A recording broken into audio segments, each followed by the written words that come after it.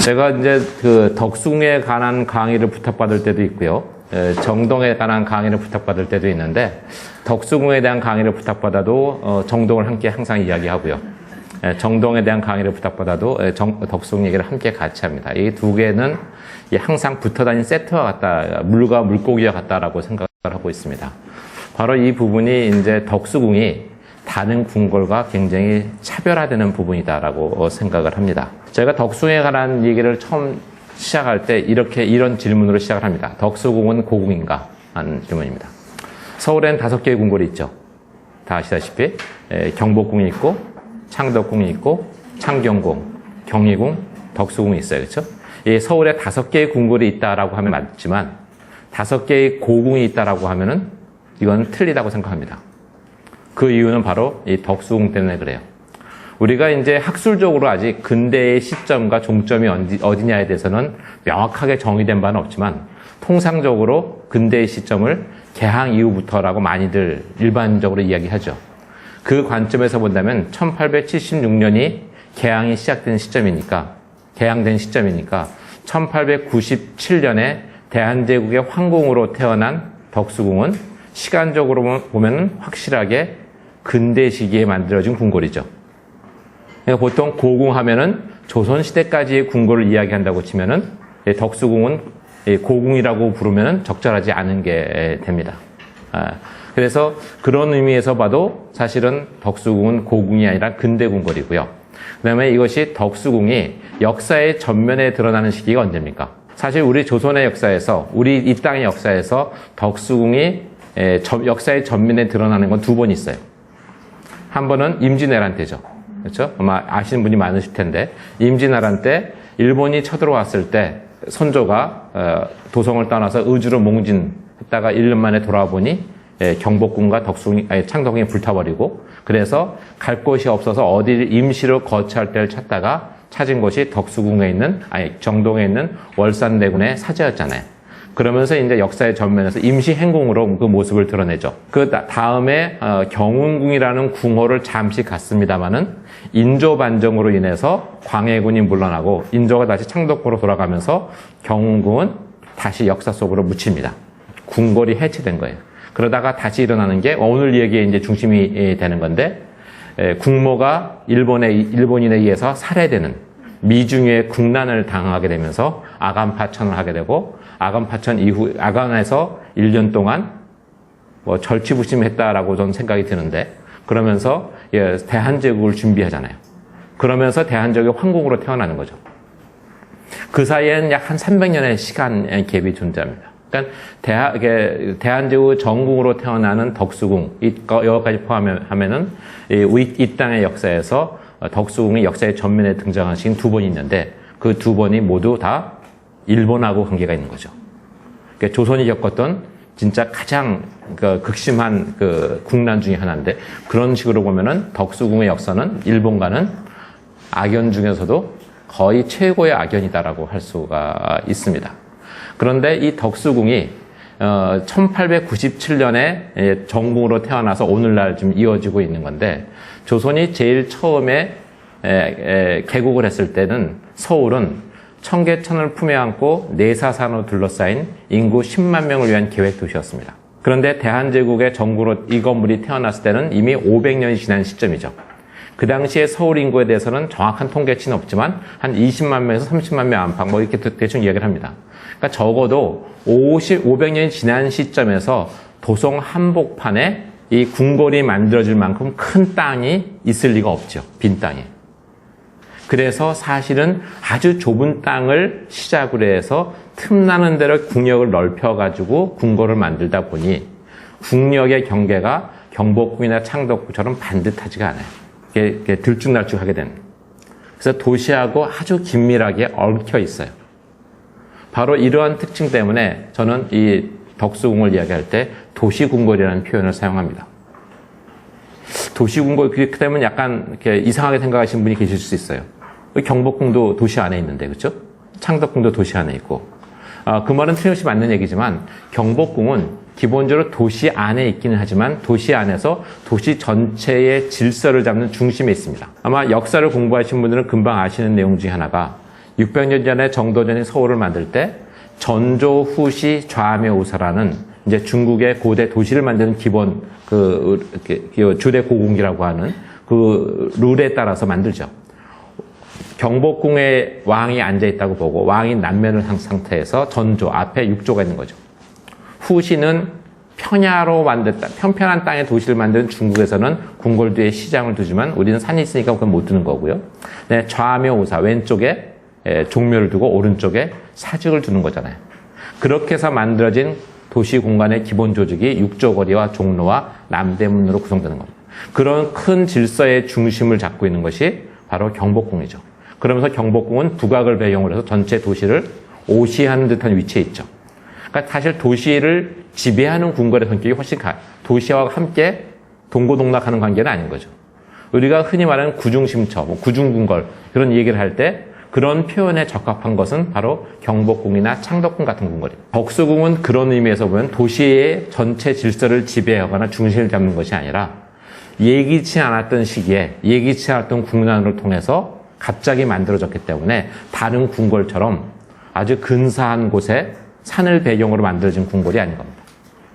그러니까 터의 조건도 다르고 그러면서도 국력을 넓혀가는 가능성 속에서 도시하고 긴밀히 얽혀 있다 보니 도시의 변화가 곧바로 궁궐의 변화에 영향을 미치고 궁궐의 변화가 도시의 변화에 영향을 미치는 굉장히 도시와 긴밀하게 호흡하는 궁궐이다.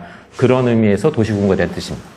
그래서 근대 도시궁궐이라는 게 결론적으로 덕수궁에 대한 제 이야기입니다. 그 얘기를 몇 개의 그림 가지고 보여드리겠습니다. 이 사진은 보시면은 어디를 보여준지 아시겠죠? 요만큼은 그 덕수궁이고요. 요만큼은 이제 정동의 일부가 되는데 이 궁궐을 포함한 이 주변의 상황이 전부 빌딩으로 둘러싸여져 있잖아요. 그렇죠? 이런 상황은 다른 궁궐에서는 볼 수 없는 상황이고 보통 정동의 권역이라고 하면 어디까지 될까요? 우리가 방금 봤던 이야기 덕수궁은 이 정도입니다. 현재 덕수궁 국력은. 그렇죠? 오른쪽으로는 지금 세종대로라고 부르는 게 있고 북쪽으로는 종로의 연장선상에서 신문로가 있고요.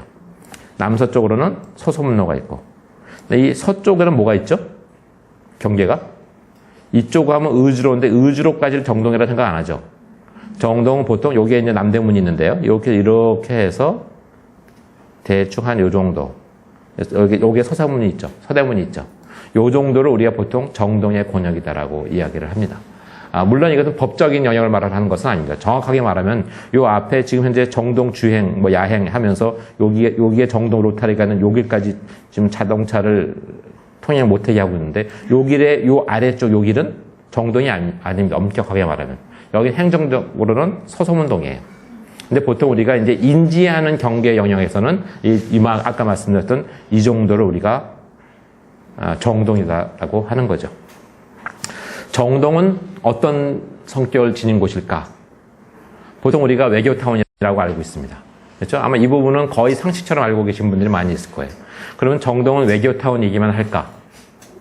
사실은 정동은 외교타운이기만 한 것이 아니라 더 다른 의미도 있습니다. 그리고 이 정동이라는 지역은 서울에서 중심에 있지만 사실은 이 중심을 본인이 성장하면서 직접 안에 들어가서 건드려 본 적이 아마 거의 없는 분들이 대부분일 거예요. 물론 여기 와 있는 분들은 이미 들어와 계시지만 사실 정동은 무엇으로 기억될까라고 생각하면은 기본적으로 본인이 언제 어디에서 서울을 경험했느냐에 따라서 사실 굉장히 다 다르게 느낄 겁니다.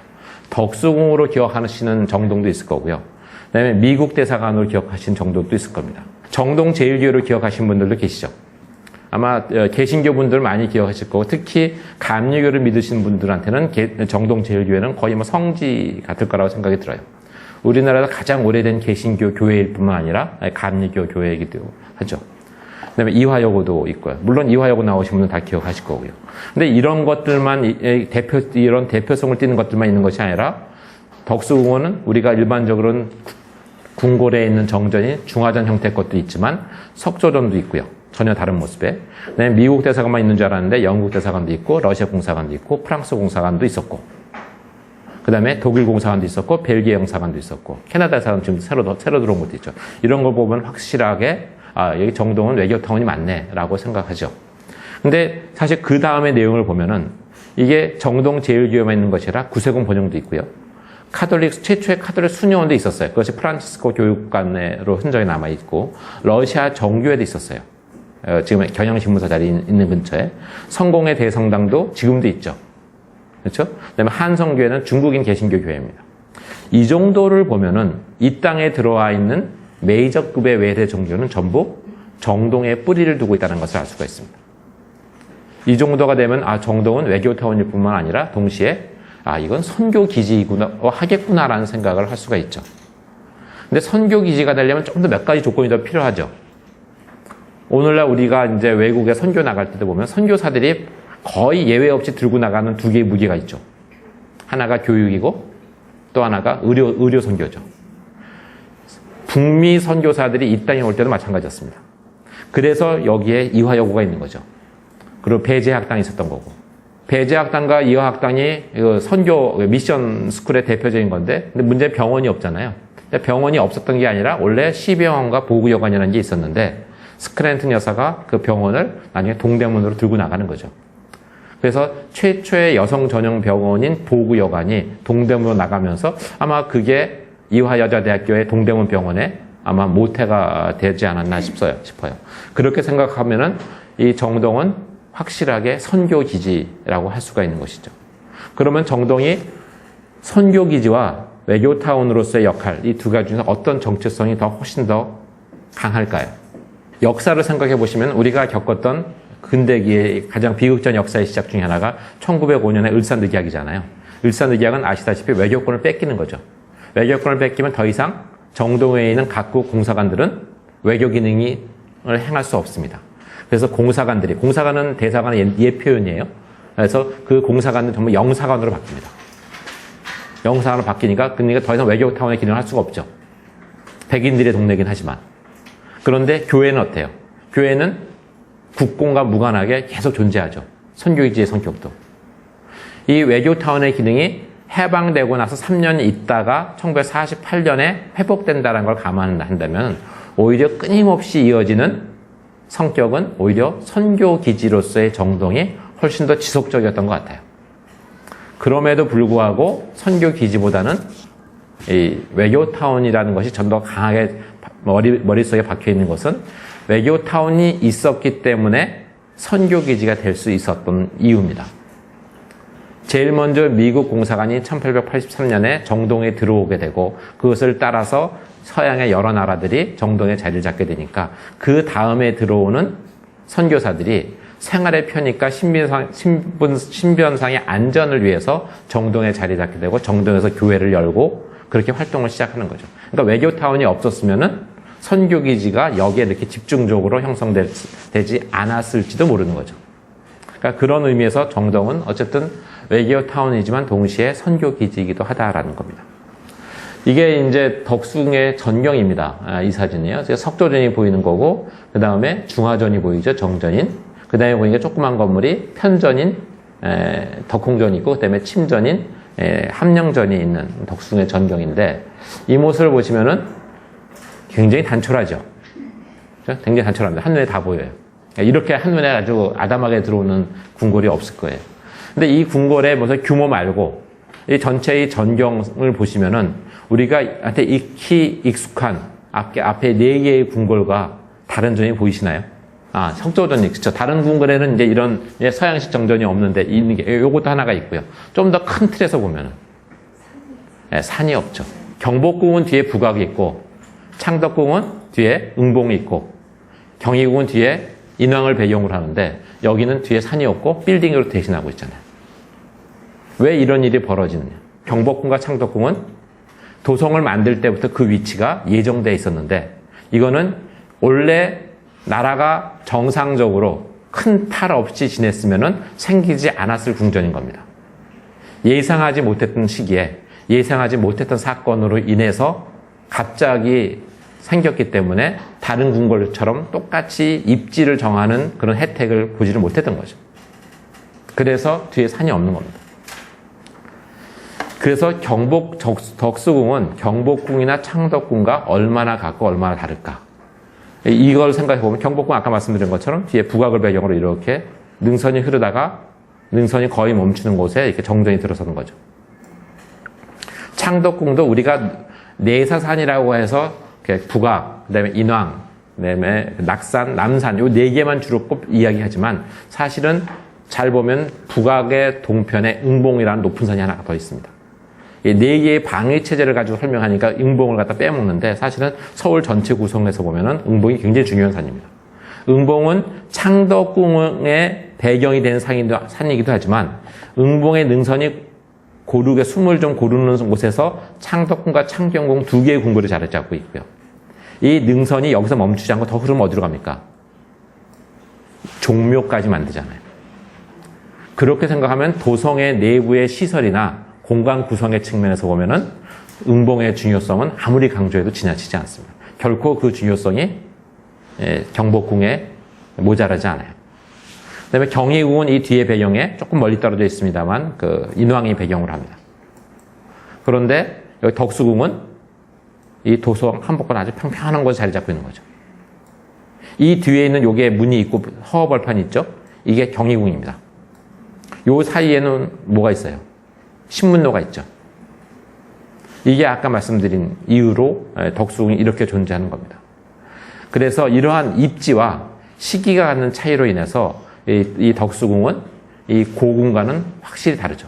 이 고궁 중에서 특히 조선을 대표하는 궁궐, 경복궁은 그 규모와 그런 배치 방식에 따라서 아주 압도적이죠. 그리고 창덕궁은 그 아름다움으로 또 다른 궁궐의 절대 우위에 있죠. 그래서 사실 보통 우리가 창덕궁과 경복궁을 조선 궁궐의 대표적인 거라고 꼽는데 이 조선 궁궐을 대표하는 것이라고 꼽을 때 이 규모로 대표될 수 있는 경복궁과 아름다움으로 대표될 수 있는 창덕궁을 보는 시각으로 덕수궁을 바라보면 덕수궁은 굉장히 좀 시쳇말로 찌질한 궁이 되고 맙니다. 근데 이러한 덕수궁이 규모나 아름다움으로 보지 않고 어떻게 와야 되느냐? 사실 우리가 지난 100여 년 동안 겪었던 우리의 근대사가 고스란히 녹아있는 현장이다라고. 입지에서부터 서양식 정각과 전통 정각에 동시에 존재하는 독특한 상황이 왜 발생했는지, 그리고 도시화는 어떻게 물려있고, 그러면서 궁역은 어떻게 확장됐다가 어떻게 잘려나가는지, 이런 것과 함께 이런 궁궐의 변화 속에서 우리의 현대사가 고스란히 담겨져 있다는 것. 그래서 그러한 시각으로 이 전통적인 그 경복궁이나 창덕궁이 아닌 다른 시각에서 덕수궁과 정덕은 바라볼 필요가 있다는 얘기입니다.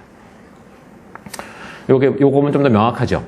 예, 북악이 이렇게 내려오는 사이에 요게 경복궁이 있고요. 응봉이 이렇게 내려오는데 여기에 창덕궁과 창경궁이 있고 그 다음에 여기에 이제 종묘가 있는 거잖아요. 그다음에 이쪽에 인왕을 배경으로 쭉 내려오는 곳에 여기에 경희궁이 있는 겁니다.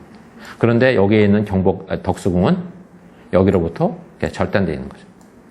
거의 도심 한복판에 있는 겁니다. 그러니까 확실히 입지도 다르고 규모도 다르고 등등 많이 다른데 그 배경에는 아까 말씀드렸던 덕수궁이 태어난 그 배경과 밀접한 관계가 있는 겁니다.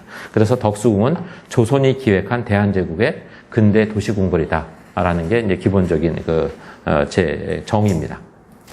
근데 이런 덕수궁과 정동을 올바로 이해하기 위해서는 사실 몇 가지 좀 전제가 필요한데, 지난 시간에 혹시 이런 부분에 대한 얘기가 있었는지 모르겠어요. 그냥 어떤 얘기가 됐을지 짐작할 수 없기 때문에 제가 그냥 제 페이스대로 말씀을 드리겠습니다. 기본적으로 정동과 덕수궁을 올바로 이해하기 위해서는 고종과 대한제국에 대한 이해가 필요하다고 생각합니다. 자, 근데 우리가 고종에 대해서 어떻게 알고 있나요? 고종은 기본적으로 무능한 군주라고 알고 있죠. 그냥 무능한 군주인가 과연? 아니면 최근에 한 10여 년, 벌써 한 20년 가까이 다 돼가네요. 서울대학교 이태진 교수께서 고종시대의 제조명이라는 책을 90년대 초반 정도에 내셨던 것 같아요. 제가 그때 대학원 박사과정에 있을 때 그 책을 보고 제가 굉장히 쇼크를 먹었었어요. 이태진 교수께서 원래 그분은 이제 조선 후기를 조선 시대를 전공하셨던 분이셨는데 그분이 근대에 관심 가지면서 이 근대를 새로운 시각에서 꿰뚫는 전체 큰 그림을 그리셨는데 그 큰 그림을 그리는데 우리가 익히 알고 있었던 굉장히 몇 가지 사실을 가지고 새롭게 해석을 하시는 걸 보고 야, 진짜 이게 구슬이 서말이라도 깨워야 보배다라는 말이 진짜구나라는 생각이 들어요. 그러니까 역사학자로서 큰 퍼스펙티브를 가지고 그 시대를 다시 읽어내셨어요. 그걸 보면서 이제 거기에 굉장히 큰 영향을 받고 그분이 역사학자로서 그 시대를 다시 읽었다면은 거기에 입장에 영향을 받고 거기 동조하는 입장에서 도시와 건축 측면에서 그런 대한제국을 새롭게 해석하려는 여러 가지 리서치를 한 결과가 제가 오늘 강의의 주된 줄거리라고 생각을 하시면 됩니다. 고종을 무능한 군주라고 이야기하는 것의 첫 시발점은 다 아시다시피 아간파천이잖아요. 그렇죠? 아간파천은 우리가 어떻게 배웠습니까? 아마 이 아간파천은 최근까지도 거의 비슷한 것 같아요. 아간파천은 일국의 왕이 자신의 안위를 위해서 외국 공사관에 몸을 의탁한 치욕스러운 사건 이렇게 배웠죠. 이 중에 어느 하나 사실이 아닌 것처럼 보이는 게 있습니까? 다 사실 같죠. 근데 잘 생각해 보세요.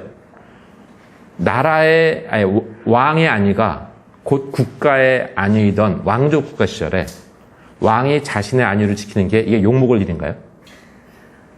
근데 좀 전에 말할 때 우리가 배웠던 그 표현 속에는 왕이 자기의 안위를 지키기 위해서 외국에 몸을 타가 이게 이 표현할 때 뭔가 좀 부도덕하고 자기 목숨 중요한 것 말고 백성은 버리는 듯한 그런 뉘앙스가 담겨 있지 않나요? 그런데 고종이 왜 아간으로 몸을 옮깁니까? 당시에 국모가 일본인한테 살해된 상황이잖아요. 국모가 살해당했으니까 또는 작경은 자기 부인이 살해당했으니까 그 자기 부인을 죽인 사람한테 한판 뜨자고 하면 되나요? 그 자기 몸을 갖다가 아끼지 않고 자기 몸 하나 불사를 정도면 의지가 있으면 그래도 되지만 왕은 그렇게 하면 안 되죠. 나라의 운명이 걸려있는데. 한판 뜨자니 국력이 너무나 차이가 많이 나고 국력을 갖다가 키우려니 시간이 굉장히 많이 걸리고 제대로 키워질지도 알 수 없는 상황에서 어떤 생각을 하겠어요? 이 불의를 보고 못 참는 정의로운 누군가가 있을 거다라고 생각하는 거죠. 그래서 주변을 둘러보니까 미국이 좀 정의로운 것 같아서 미국한테 SOS를 치니까 미국은 모른 채예요. 그 다음에 영국 좀 괜찮은 나라 같은데 영국에 물어보니까 영국은 이미 미국보다 더 일찌감치 일본과 한편이었어요. 프랑스도 별반 다르지 않았던 것 같고요. 독일은 우리나라에 진출할 여력이 없었어요. 동아시아에 진출할 여력이 없던 시절에. 그러면 딱 한 나라만 남죠. 그러니까 우리를 가장 강하게 압박하는 일본과 적대적인 국가에 있는 러시아. 그러니까 국제사회에서 적에 적은 친구라는 게 기본이잖아요. 당연히 러시아의 SOS가 러시아가 기꺼이 도와줍니다. 그래서 아간으로 가는 겁니다. 이렇게 아간파천을 이해하면은 우리가 기존에 배웠던 아간파천과 조금 뭔가 다른 것 같지 않아요? 그렇죠? 자, 그럼 이렇게 해석할 수도 있는데 왜 우리가 여기 계신 분들이 모든 사람들이 예외 없이 배웠던 그런 식의 시선으로 배웠을까요? 기본적으로 우리는 근대 시기를 나라를 빼앗기는 시기라고 보기 때문에 굉장히 쳐다보고 싶어 하지 않아요. 굉장히 창피해하고. 근데 그 시기를 쳐다보지 않는다고 그 시기가 없어집니까? 안 없어지죠. 우리가 역사 교과서를 쓰는데 통일신라서부터 쭉 고려를 거쳐 조선 쓰고 그 근대기를 빼고 현대를 쓸 수 있나요? 거기도 써야 될 거 아니에요. 근데 문제는 그 시기를 공부한 우리나라 사람이 없어요. 그럼 누군가 다른 사람이 공부한 걸로 채워넣어야겠죠. 유럽이나 미국이 연구해주면 좀 더 나을 것 같은데 그 사람들은 관심이 없단 말이죠. 우리나라 근대를 가장 열심히 공부한 사람들이 이게 바로 일본입니다. 아마 지금도 우리나라 사람이 연구한 근대보다 일본 사람이 연구한 근대가 훨씬 더 많을 거예요. 그러니까 일본 사람이 연구한 근대 중에서 비교적 사실에 입각한 것처럼 보여지는 그게 이제 실증주의 사학의 한계예요. 그것에 그런 것처럼 보이는 것들만 가져와서 엮어놓은 게 그게 아간파천에 대한 해석이에요. 그러니까 우리가 그동안 봤던 근대는 일본 애들이 식민지를 정당화하기 위해서 만들었던 식민사관의 일부를 갖다가 배운 겁니다. 지난 60년 동안. 그러니 우리가 어떤 생각을 가지고 있게 되겠어요? 그러니까 최근에 대한제국 시기를 우리의 눈으로 보기 시작한 게 한 20년이 채 안 되는 거예요. 그렇기 때문에 사실 그 시기를 제대로 읽을 수가 없는 겁니다. 우리가 알고는 굉장히 많은 사실들은 일본이 정리해준 그거대로 우리는 따라서 외웠던 거예요. 굉장히 많은 사실들이 조금만 더 공부하면 그게 사실이 아니라는 게 드러나는 것들이 많습니다. 대한제국을 우리가 부르는 또 다른 호칭이 있죠. 구한말. 뭐 이런 표현들이 있어요. 이 대한제국을 우리는 한 번도 독립된 정체성을 가진 국가라고 생각해 본 적이 없습니다. 구한말이라는 표현 속에는 거의 조선시대의 끝, 부록같이 생각을 합니다. 근데 그렇게 보느냐, 아니면은 조선과 결별해서 새로운 국가를 만들려는 그 출발점으로 보느냐는 굉장히 다를 거라고 생각해요. 여기 계신 분들은 다 지금 우리 대한민국에 사시는 게 얼마나 자랑스러우세요? 대한민국의 뿌리가 어디 있습니까? 지금의 대한민국의 뿌리가. 우리 헌법에 보면은 3.1운동 이후에 만들어진 대한민국 임시정부 상해에 있다고 되어 있죠. 대한민국 임시정부는 왜 생기죠? 3.1운동 때문에 생기는 거잖아요. 그렇죠? 3.1운동은 왜 생깁니까? 고종 황제가 돌아가셔서 생기는 겁니다. 1919년에. 고종 황제가 돌아가시니까 대한제국을 대표하는 황제가 돌아가시니까 이제 제국은 끝났고 민국의 시대가 열렸다고 대한제국을 대한민국을 바뀐 거죠. 이거 굉장히 중요한 겁니다. 그렇게 생각하면은 사실은 대한민국이란 국호의 시작은 사실은 대한제국이라고도 볼 수 있는 거죠. 이렇게 보면은 아예 대한제국의 시작을, 이게 대한제국을 진짜 새로운 시대를 여는 시점으로 볼 수도 있는 거죠. 이렇게 얘기하면 이제 기존의 그 역사학자들은 굉장히 이제 반발이 심합니다. 근데 반대하는 분들의 많은 분들은 너무 지나치게 일부분만 가지고 고종 황제를 또 대한제국을 띄웠다라는 거예요. 그런데 잘 생각해 보면은 이 진짜 팩트랑 관계, 팩트를 왜곡하면서 굉장히 나쁘게 몰아갔던 걸로 생각하면은, 그리고 그것이 어떤 결과를 초래했는가를 생각한다면은 그걸 정상화시키는 과정에서 거기에 좀 매몰된 분들이 좀 더 과장하는 것도 뭐 있을 수 있는 일이라고 저는 생각해요. 나중에 조금 하다가 이게 정상 상태를 내가지고 그것이 균형점을 찾을 수 있으면 이제 문제가 해결이 될 거라고 보여집니다. 아직은 그런 시대가 오려면 조금 더 시간이 필요하다고 생각해요. 근대 군주로의 고종이 근대 국가를 건설하려는 의지와 노력을 했던 군주. 그렇지만 힘의 열쇠로 인해서 나라를 빼앗길 수밖에 없었던 비운의 군주. 이렇게 생각하는 것과 우리가 익히 알고 있는 식으로 해석하는 건 굉장히 다르다 이거죠. 대한제국도 마찬가지로 우리가 주권을 빼앗겼을 때 조선이 망했다고 그러지 대한제국이 망했다고 하는 사람 없잖아요. 대한제국 자체를 우리가 인정 안 하는 겁니다. 우리 머릿속에는. 배워본 적도 없고요. 그래서 그렇게 생각하지 않고 대한제국을 이전과는 다른, 그 이유가 국난 때문에 그랬던 어쨌든 다른 제국으로, 다른 국가를 만들려고 했던 새로운 움직임으로 보는 것은 전혀 역사를 다르게 볼 수 있는 시발점이라고 생각합니다. 바로 그 중심에 덕수궁과 정동이 있다라고 생각합니다. 이 고종을 무능한 왕에서 근대 군주로 변질시키려는데 가장 중요한 것 중에 하나가 아간파천에 대한 새로운 해석이라고 생각을 하고요. 그 다음에 이 아간이 아간파천으로 간 것이 좀 듣고 보니까 뭐 조금 더 우리가 생각했던 것보다 100% 인정하기 쉽지 않아요. 그렇죠? 않아도 조금 그럴 수도 있겠네라고 고개를 끄덕거릴 수 있는데, 그렇다고 치더라도 1890년 2월 달에 아간으로 가시는데 거기서 1년 동안 생활하십니다. 1897년 2월까지. 1년 동안 생활하면서 빈둥빈둥 놀고 지냈으면 여전히 용서가 안 될 수 있지만 그 안에서 1년 동안에 굉장히 많은 일들을 합니다.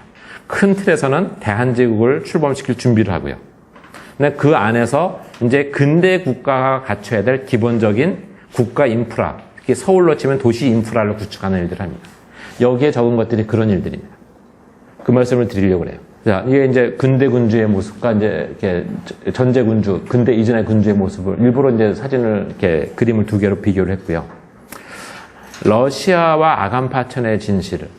이거는 아까 설명드렸으니까 빼겠습니다. 이게 이제 아간의 모습이고요. 이게 정동길입니다. 정동길이고요. 이 부분이 지금 예원학교가 있는 곳이고요. 요게 지금 없어졌지만 지금 여기에 이게 탑이 남아 있잖아요. 올라가는 길이 이 길이에요. 이렇게 올라가는 길입니다. 여기에 지금 뭐가 있습니까? 여기에 캐나다 대사관이 있잖아요. 이 캐나다 대사관 이 자리는 1901년에 벨기에 영사관이 있던 곳이기도 합니다. 이 모습이고요. 근데 사실은 아간파천에 대해서 러시아와 아간파천의 관계에 대해서 아마 우리가 깊이 연구하지 않는 좀 이렇게 먼 배경 중에 하나는 러시아가 빨갱이의 나라였기 때문에 그런 것도 좀 있는 것 같아요. 이게 사실 그래서 이 부분이 이 러시아가 근대사에서 우리 역사에서 굉장히 중요한 존재였다는 것에 대해서 사실 들여다볼 생각도 안 했던 건 아닐까라는 생각을 합니다. 우리가 서재필의 독립문이라고 배웠죠. 그렇죠? 그래서 이 독립문 앞에 서재필 박사의 동상까지 만들어줄 정도로 굉장히 훌륭하게 생각합니다. 서재필 씨를 우리가 부를 때 서재필 박사라고 부르죠. 박사라는 말이 얼마나 당시에 극존칭인지 혹시 짐작이 가시나요? 이승만 대통령이라는 표현보다 이승만 박사라는 표현이 있죠. 장면 총리보다 장면 박사. 이 박사라는 호칭은 거의 극존칭에 가까운 표현입니다. 요즘에야 박사가 널린 게 박사지만 60년대까지만 해도 안 그랬어요. 근데 사실은 서재필 씨는 박사가 아닙니다. 의사예요. PhD가 아니라 닥터인데 워낙 훌륭하니까 그냥 닥터를 박사라고, 닥터를 박사라고도 하니까, 그렇죠? 그렇게 해준 겁니다. 그러니까 그만큼 우리는 굉장히 존경의 뜻을 가지고 있는데, 서재필 박사가 어떤 사람이냐면은, 1884년에 갑신정변을 일으킨 주역이죠. 김옥균과 함께. 근데 이게 실패로 끝나잖아요. 실패로 끝나면 어떻게 됩니까? 이게 우리가 3.1천하라고 얘기하는 거잖아요. 실패했으니 이건 반역자죠. 그래서 도망가잖아요. 일본으로 도망갔다가 서재필 씨는 미국으로 망명을 하죠. 거기에서 의사가 되는 겁니다. 거기서 의사가 되는데 서재필 씨가 언제 이 땅에 들어오냐면 1895년에 돌아옵니다. 그렇죠? 서재필 박사가 1895년에 들어와서 독립문을 지었다는 건데 잘 생각해 보세요. 이게 혁명을 꿈꾸다가 실패했어요. 근데 혁명의 타도 대상, 정확하게 말하면 고종을 타도하려고 했는지 고종의 측근을 타도하고 친위 쿠데타를 하려고 했는지는 좀 더 연구를 해봐야겠지만 어쨌든 쿠데타를 하다가 쫓겨난 사람이 다시 돌아오려면은 어떤 과정을 겪어야 됩니까? 자기가 타도하려 했던 정권이 무너졌든지, 그렇죠? 아니면 그 사람이 이 사람을 용서하든지. 우리가 7, 80년대 민주화 시기에 사면복권 과정을 보면 금방 짐작할 수 있는 부분이잖아요. 서재필의 귀국에는 전제가 되는 것이 뭐냐면 고종이 서재필을 용서해야 가능한 겁니다. 서재필 박사가 돌아오고 싶다고 돌아올 수 있는 게 아니라는 거예요. 그렇죠?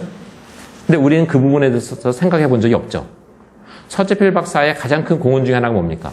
글씨가 책 글씨체가 바뀌어서 잘 안 보이는데 독립신문이잖아요. 그렇죠? 독립신문이 왜 중요하다고 배웠습니까? 순한글 신문이라서 물론 굉장히 중요한 겁니다. 근데 독립신문은요 사실상 정부 기관지 성격을 띠고 있거든요. 거기에 관보의 내용들이 실립니다. 근데 사실은 그런데 가장 그 큰 역할은 독립신문을 돈을 누가 됩니까? 이게 고종이 되는 겁니다. 근데 더 중요한 것은, 더 중요하게 봐야 되는 것은 독립신문에 영자신문이 나왔다는 사실이에요. 왜 영자신문을 냈겠어요? 우리 국민과 소통하기 위해서? 아니죠. 외국과 소통하기 위해서입니다. 우리나라의 상황을 외국에 전달하는 메신저로 독립신문이 필요했던 거예요.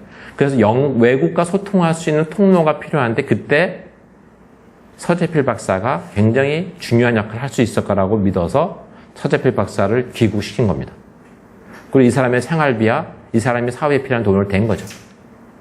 이 영자 독립신문에서 서재필 박사가 독립문이 만들어졌을 당시에 뭐라고 이야기하냐면 독립문의 건설은 청이나 일본의 독립뿐만 아니라 조선을 두고 각축을 벌이는 세계 열강으로부터의 독립을 의미한다라고 말합니다. 이게 뭘 의미하겠어요? 그런 생각 해보신 적 있어요? 우리나라가 전 세계에서 가장 마지막으로 개항한 나라일 수 있다. 전 세계는 저도 솔직히 자신 없지만 적어도 아시아에서는 마지막으로 개항한 나라입니다. 그런데 우리나라 직전까지 일본이 개항할 때까지 일본 아시아가 개항할 때까지 그 전까지 상황은 서구 열강들이 경제적 이익을 취하기 위해서 서로 각축을 벌이는 과정이에요.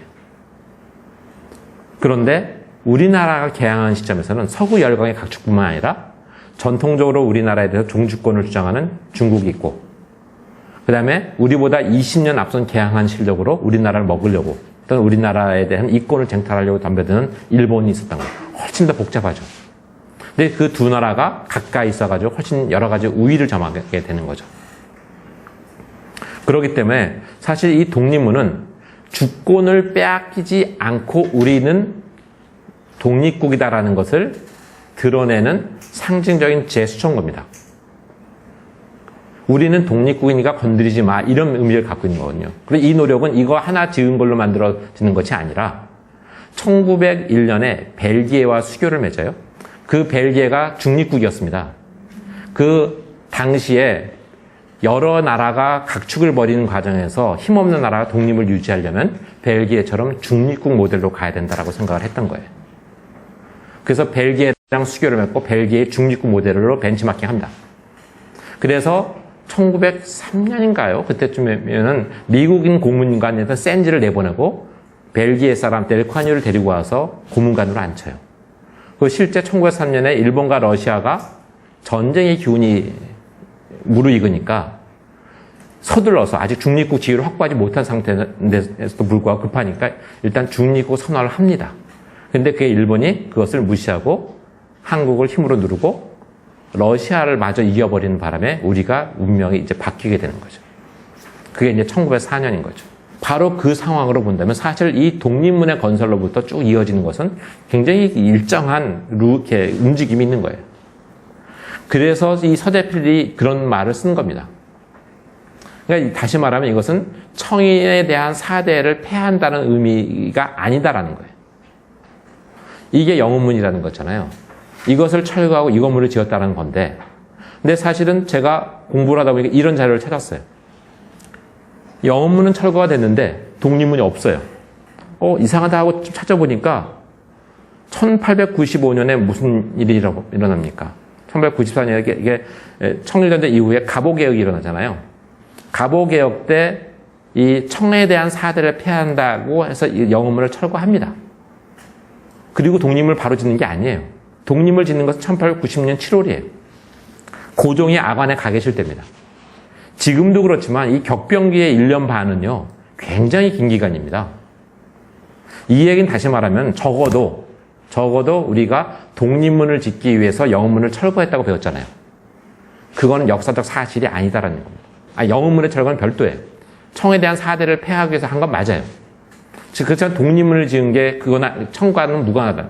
우리를 두고 각축해버린 세계 열강으로부터 우리가 자주 독립국이라는 것을 선언하는 제스처였던 거예요. 그러니 건드리지 마. 그래도 찝찝대니까 그래서 중립국 모델로 가려는 노력도 하고 여러 가지 각국 외교를 펼치는 거죠. 그게 당시의 상황인 겁니다.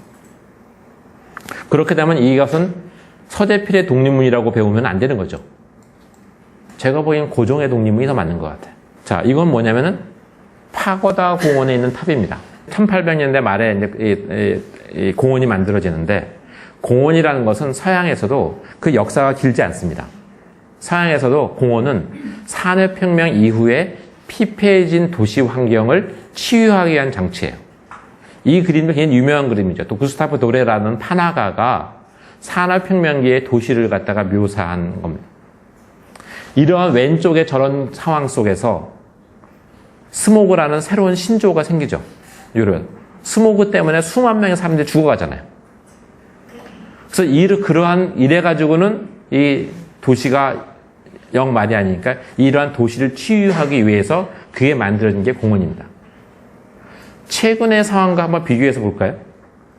최근에 폭스바겐이 배기가스 속임수 장치 썼다는 거 아니에요? 유럽에서는 난리가 나고 폭스바겐이 곧 망할 것처럼 됐는데 우리나라에서는 어떻습니까? 판매량 여전히 1위라면서요. 물론 약간의 판매자도 있었겠지만 우리나라 사람이 유럽 사람처럼 배기가스에 둔해서 아니면 굉장히 관대해서 아니면 그 사람들보다 도덕률이 떨어져서 그럴까요? 저는 기본적으로요, 근대에 대한 경험이 달라서 그렇다고 생각해요. 유럽 사람들은 이런 상황을 겪은 적이 있어서 배기가스가 대기를 오염시킬 때 어마어마한 사람들이 죽었다는 그 굉장히 큰 엄청난 트라우마가 있는 거예요. 우리 속담에 그거 있잖아요. 자라보고 놀란 가서 소뚜껑 보고 놀란다고. 지금 유럽에서 이게 폭스바겐의 배기가스 속임수 사건은 그 사건에 비견할 만한 겁니다. 굉장히 충격적인 거예요. 그런데 우리는 어떤 근대를 겪느냐? 산업혁명 없이 근대 사회로 접어듭니다. 다시 말하면 우리는 저런 상황을 겪지 않았어요. 우리가 60, 70년대 경제개발, 고도 경제성장을 했다고 하더라도 저 정도로 도시가 나빠진 상황을 경험한 적이 없기 때문에 배기가스 문제의 심각성을 우리는 모릅니다. 우리가 무식해서가 아니라 몸으로 체험한 적이 없어요. 그래서 우리가 배기가스에 굉장히 관대한 겁니다. 거꾸로 생각하면요. 우리나라에서 빨갱이라고 하면 진절머리 내시죠. 우리가 서구의 선진국을 대표하는 나라인 독일. 이게 독일의 자본주의 국가인가요? 독일은 스스로 자기들을 헌법에 사회주의 국가라고 딱 적어놨어요. 유럽의 국가들은 사회주의에 대해서 굉장히 제너러스합니다. 다 사회주의 정당인자고 사회주의 국가라고 하는 나라도 있고요. 왜 그러겠어요? 그 사람들은 이런 도시적 상황을, 이런 나라의 상황을 만들었더니 뭐냐면 산업혁명으로 만들어낸 이런 상황, 이게 자본주의 사회의 극단이에요. 자본주의 사회가 가져올 끝을 봤어요. 이래가지고는 살 수 없다는 걸 알았기 때문에 이것을 치유하겠다고 등장한 게 사회주의죠.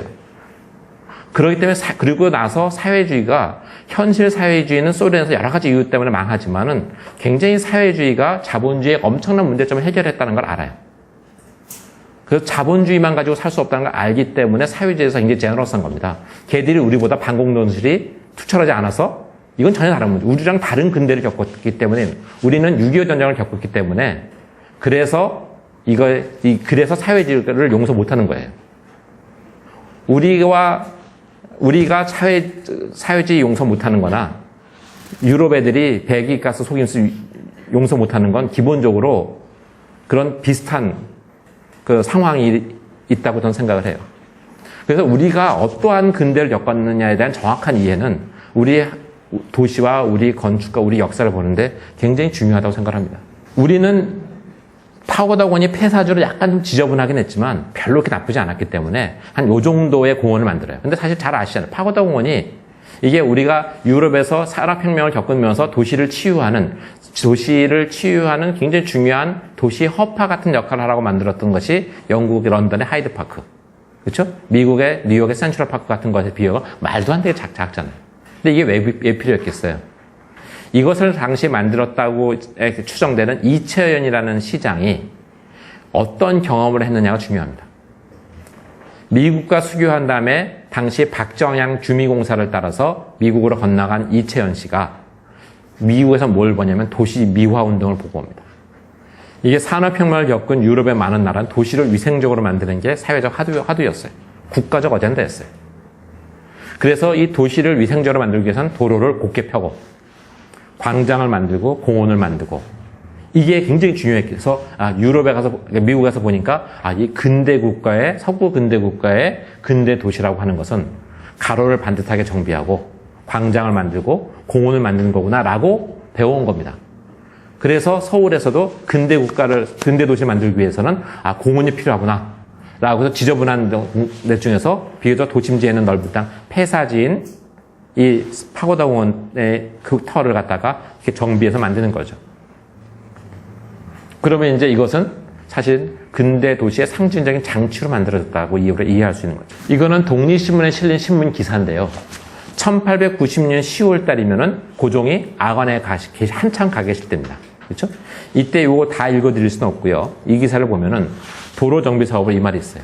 한성부에서 각방 각동에 방을 붙였는데 지금 사대문을 통하여 다니는 큰 길은 정부에서 수리하거니와 각동리 거리와 적은 골목길은 그 동리에서 수리하되 이런 말이 있어요. 이건 뭐겠어요? 이게 도로를 빨리 정비해야겠는데 정부 힘으로 하면 시간이 많이 걸리고 돈이 많이 드니까 큰 도로는 정부가 할 테니 자 각각 집 앞은 각자 합시다. 함께 잘해봅시다. 이거잖아요. 이것은 한성부 판연 이채연 씨가 작년에 내부 대신 박정양 씨와 각의에서 결정하였다가 이번에 시행된다니 참 문명진보의 여망이 있었다. 한성판이 서울시장이잖아요. 이채연 씨가 이 정책이 뭘 지향하는지를 명확하게 알고 했다라는 겁니다. 이래야지 근대 국가로 도시가 될 수 있다는 걸 알았다는 거예요. 저는 그 다음 기사를 보고 더 놀랐어요, 사실은. 이 기사는 보면 도로를 갖다가 정비하려면 무허가건물 철거해야 되잖아요. 무허가건물 철거와 관련된 기사입니다. 남대문 안 큰길가에서부터 종로 큰길가는 이게 보신각인들 말하는 거예요. 내외국 상민들의 가가를 헐되 가가가 임시 건물이에요. 이건 진짜 노점상 같은 건데 그런데 개국 504년, 1392년에 조선이 개국하니까 개국 504년이면 1895년일 거예요. 5년에 이후에 지은 가가는 돈을 안 주고 하려고 한성부에서 남대문에 방을 붙인다더라. 저는 이 기사 보고 굉장히 놀랐어요. 왜 그러냐? 당시 왕조 국가인데, 그렇죠? 왕조 국가인데 자기 불법으로 지은 건물에 대해서도 이 법을 1895년 이후에 시행하니 그 이전에 지은 것은 지상권을 인정해줘서 보상을 해준다는 내용이잖아요.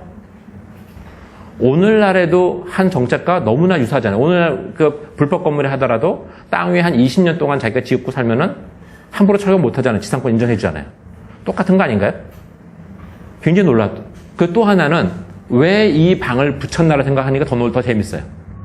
무슨 얘기냐면은 504년 이전에 집을 안 지었던 사람들이 보상받으려고 집을 지었다는 거 아니에요. 거짓으로. 오늘날에도 보상해준다고 하니까 보상비 받으려고 안 짓던 농사 짓는 사람 생기고 없는 집 짓는 사람 생기잖아요. 정부의 합리주의 정책도 놀라울 정도 비슷한데 그 돈 벌려는 나쁜 짓을 생각하는 사람도 똑같잖아요. 놀랍지 않습니까? 이런 생각을 하면은 이게 우리가 알았던 구한말인가? 우리가 조선 후기 구한말이라고 말하는 것은 그 나라꼴이 영 말이 아니다라는 것을 전제로 하고 있잖아요. 이게 가기에서 결정하고 보상도 해주고 철거하면서 이게 나라꼴이 많이 아니면 힘인 사람이 난리를 칠 텐데, 그렇죠? 이거 나라꼴이 아닌 나라에서 할 수 있는 일이 아니잖아요. 좀 다시 생각해 볼 필요가 있겠다는 생각이 들지 않나요? 이 정도가 되면은. 이게 가가의 모습입니다. 이게 종로 육가거든요. 이게 동대문에서 촬영한 사진인데, 이걸 정리해서 이제 이런 모습이 됩니다. 길을 넓히고, 여기다 전차를 놓고. 그 다음에 이것도 이게 남대문이에요. 남대문로. 이걸 철거해서 이렇게 이제 정비를 하는 거죠. 이 조선시대에 이 남대문과 종로의 폭이 얼마인 줄 아세요? 폭 56척이거든요. 그러면 약 18m입니다. 18m면요, 오늘날 도로 치면 4차선 도로예요. 잘 생각해 보세요. 600년 전에 4차선 도로가 도심 한복판을 몇 킬로를 지나가는 도시. 유럽들 많이 가보시죠. 유럽의 어느 나라가 도심 한복판에 4차선 도로를 600년 전에 가지고 있었겠어요? 아마 한 나라도 없을 겁니다. 이게 서울이라는 도시가요, 사실은 600년 전에 아까 인구 10만을 위한 계획 도시라고 했는데, 지금부터 600년 전이면요, 유럽에서는 이제 고딕이 끝나고 르네상스로 넘어가는 시기죠. 우리가 유럽에 여행할 때 흔히 보는 높은 고딕 성당들, 그 고딕 성당을 지었을 때 유럽의 도시 인구가 한 10,000명에서 30,000명 정도입니다. 그 동시기에 10만의 서울의 인구라는 건 굉장히 큰 도시인 겁니다. 궁예 이전이 고종이 아관에 잠시 1년 계시다가 그 다음에 황궁을 하는데 경복궁으로 돌아가지 않고 덕숭으로 오는 거죠. 고종이 아관에 가서 제일 먼저 하는 일이 뭐였냐면 친일파를 수청하는 거였고요. 그리고 친러내각을 만드는 거였고, 그 다음에 경궁을 수리하라는 명령을 내립니다. 그 얘기는 다시 경복궁으로 돌아가지 않겠다라는 거예요. 덕숭에서 다시 시작하겠다는 겁니다. 자, 그런데 조선시대 때 도시의 중심, 가장 상징적인 중심이 어디겠어요? 너무나 당연한 거지만 왕이 있는 경복궁, 그 앞에 육조거리가 있으니까 이 광화문 앞쯤 되겠죠. 이게 도시의 기능적 중심이겠습니까? 도시의 기능적 중심은 아니에요. 경제 중심은 더더군다 아니고, 당시에 도시의 경제 중심은 종로와 남대문로가 만나는 곳, 여기에 뭐가 있습니까? 보신각이 있죠. 보신각이 있는데 이 자리가 우리가 역사 시간에 배웠던 유기전이 있는 곳입니다. 금난 전권이라고 이야기하는. 그러니까 여기에 조선의 경제 중심이에요. 기능 중심이죠. 그러니까 조선시대에는 두 개의 중심을 가지고 있었던 거죠. 정치적 중심과 도시의 경제 중심 또는 기능 중심. 그런데 대한제국 출범과 함께 이 신왕궁이라는 덕수궁으로 이렇게 왕이 이렇게 온 거죠. 당연히 여기가 정치의 중심이 되겠죠. 대한제국이 출범한 다음에 나타난 굉장히 중요한 도시 변화 중에 하나가 뭐냐면 이 태평로가 뚫리는 겁니다. 아까 제가 말씀드릴 때 전조후시 좌묘우서의 구조 속에서 이게 육조거리와 종로와 남대문, 이 T자형의 도시 구조가 기본 조직이에요. 다시 말하면 이 시청 앞에서부터 광화문 내거리까지 길이 없었어요. 이 길이 새로 뚫리는 겁니다. 이 길을 우리는 한동안 일본 사람이 뚫은 줄 알았어요. 우리가 근대 공부 안 해서. 근데 제가 조금만 공부해 보니까 의심을 갖고 이게 1897년에 뚫린 길이에요. 정확하게는 1896년 말에 뚫은 거예요. 대한제국에 출범하면서 만든 길입니다. 그 길이 왜 뚫었겠어요? 황제는 이쪽에 있는데 육조의 행정관하는 저쪽에 있으니까 불편하잖아요. 그러니까 길 새로 뚫은 거예요. 또 하나는 대한제국을 출범하면서 이제 황제국이 됐으니 하늘에 제사를 지내야 될 거 아니에요.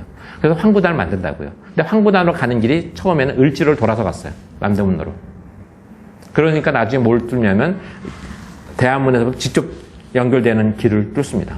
그게 소국로예요. 소국로가 대한제국의 두 번째 길입니다. 그러니까 이게 연결되면 어디에 연결돼요? 이 대한문 앞과 남대문로, 가장 상권이 많은 남대문 연결합니다. 이렇게 되면 대한문 앞은 기존의 을지로, 서서문로, 태평로가 남대문 구간이 있었고요.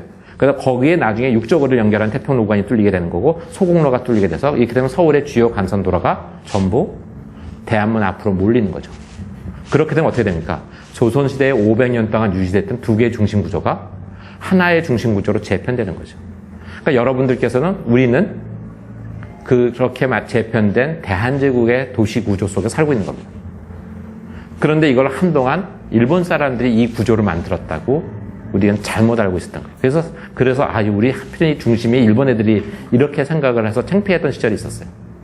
근데 일본 애들이 우리를 먹은 다음에 이 구조가 굉장히 기가 막히니까 이 구조를 걔들이 이용한 거예요. 그래서 해방과 함께 다시 우리한테 돌아오게 된 겁니다. 그다음에 이제 어쨌든 이 황구단이 이제 그 당시에 이제 하늘의 제사를 위해서 만든 건데 지금 이제 남아 있는 건물 요 건물하고요. 요 산문만 남아 있죠. 요 자리는 지금 현재 조선호텔이 들어서 있는데 이 자리는 1914년에 일본 애들이 조선총독부가 조선철도호텔을 지으면서 이거를 철거를 합니다. 1960년대 후반이었을 거예요. 그걸 철거하고 지금의 조선호텔이 들어서게 되죠. 요거는 이 길이 소국로인데 이게 남대문이고 이 소국로가 굉장히 반듯하잖아요. 그러니까 원래 조선시대부터 있던 길이 이 길이었었고요. 이 길이 새로 뚫리게 되는데 요게 이제 황구단이 들어서는 거잖아요.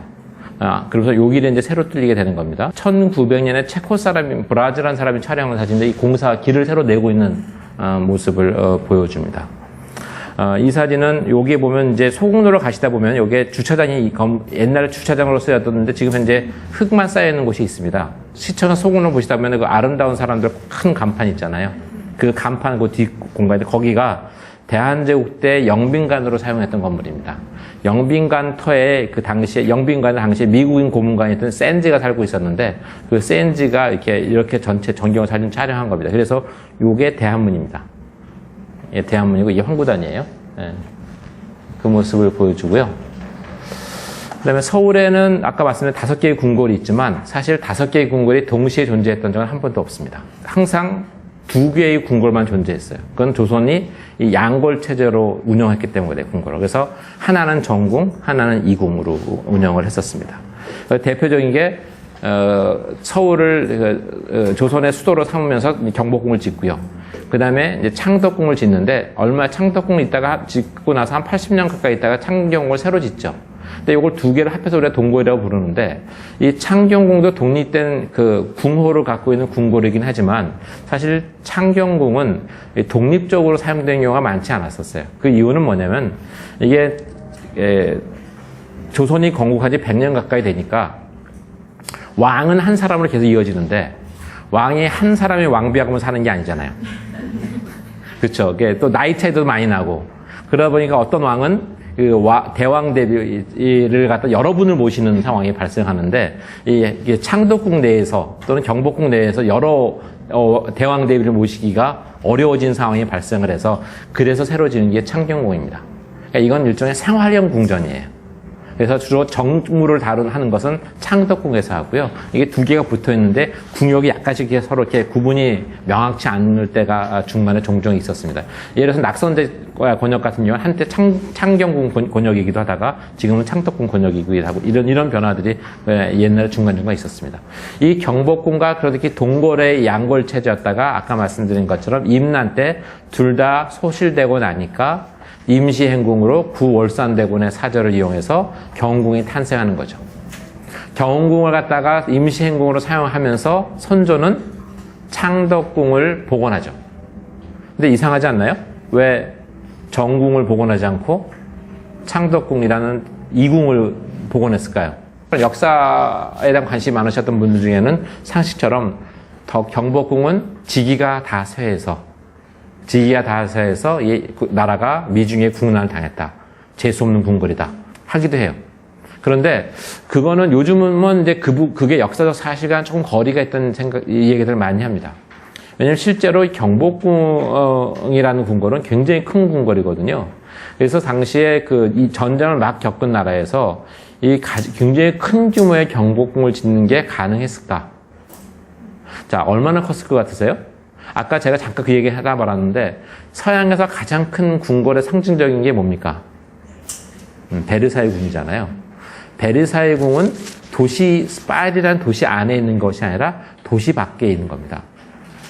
경복궁은 도시 안에 있는 거잖아요. 건물이 굉장히 커요. 그게 길이가 얼마쯤 되는지 아세요? 한 420m 정도 됩니다. 400m 넘어요. 무지하게 크죠? 그런데 경복궁의 정각은 몇 칸인 줄 아세요?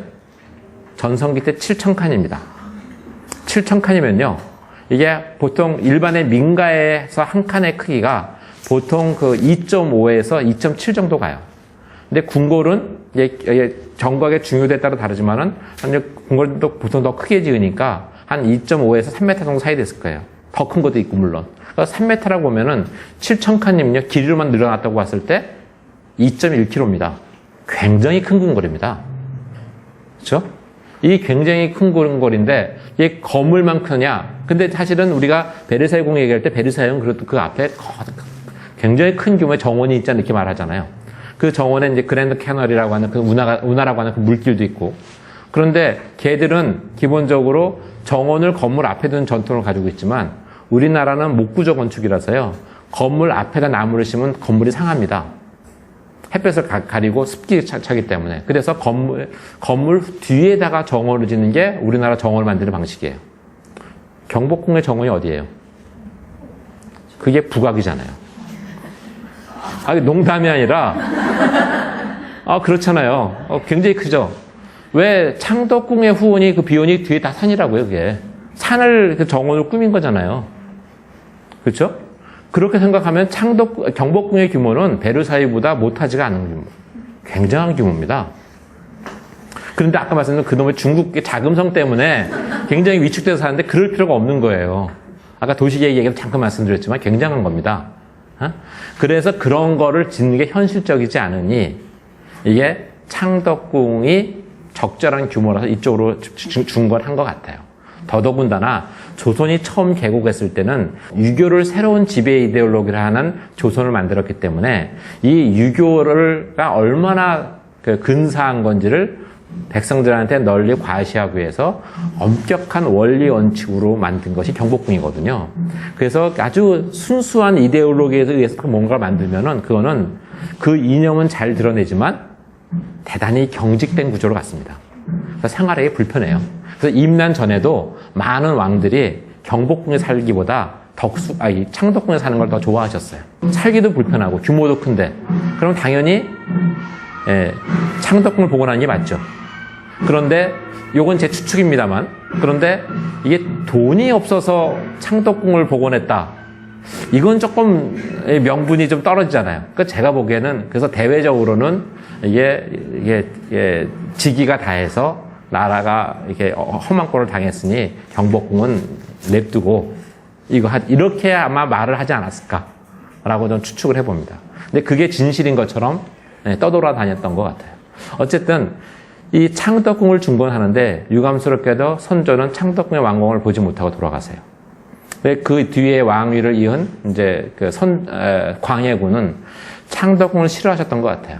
싫어해서 경덕궁과 인경궁이라는 새로운 두 개의 궁궐을 짓습니다. 그 얘기는 뭐냐면 경궁도 버리고 창덕궁도 버리겠다는 거죠. 그런데 이것이 거의 완공될 즈음에 인조 반정이 일어나서 광해군이 폭군으로 몰려서 쫓겨나죠.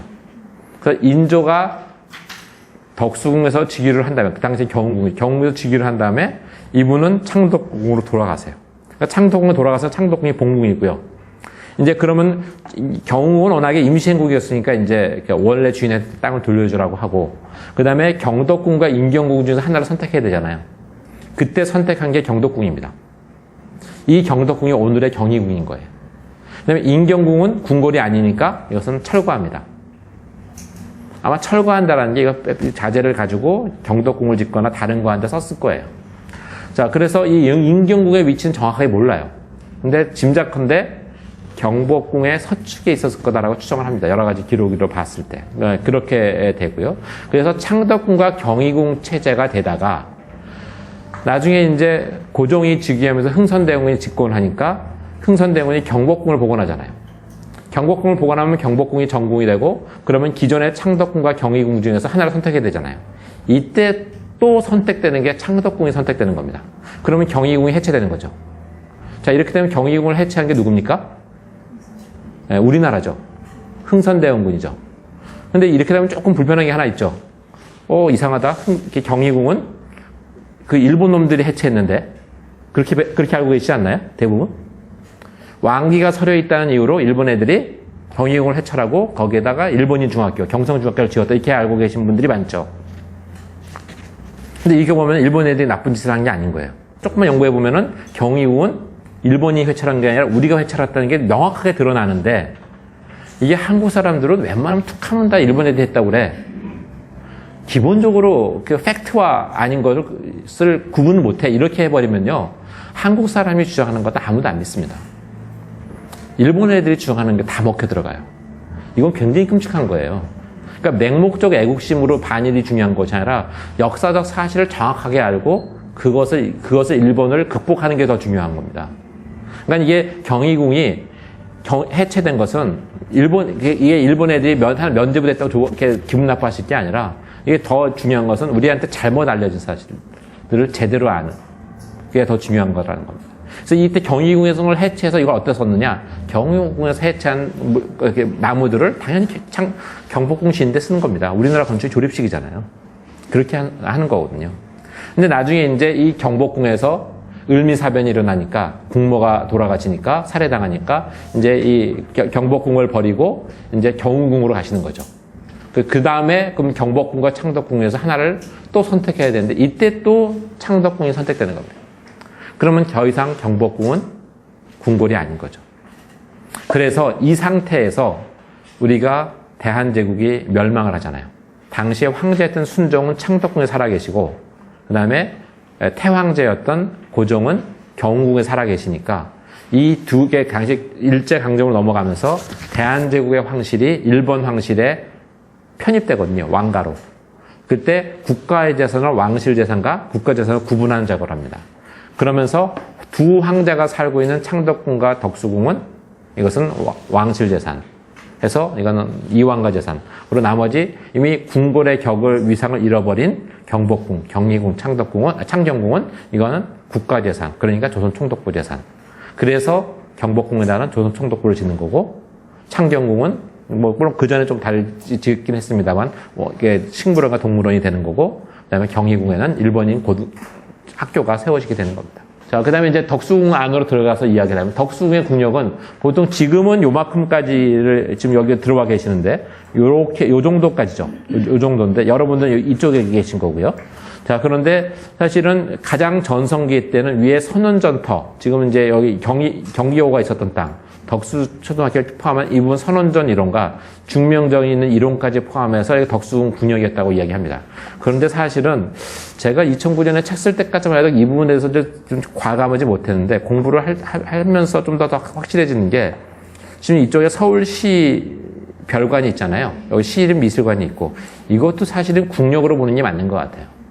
왜냐하면 1900년 전후에서 정확한 연도는 좀 더 고증을 해봐야 되는데 이게 독일 영사관이 여기 있었거든요. 공사관이. 이것을 대한제국 정부가 독일로부터 삽니다. 사가지고 원래 국력이 요랬거든요. 이랬는데 요만큼을 확장해서 여기에 이제 중화전을 새로 짓는 거예요. 근데 원래는 여기를 통합해서 이만큼 하나의 필지를 만들려고 했어요.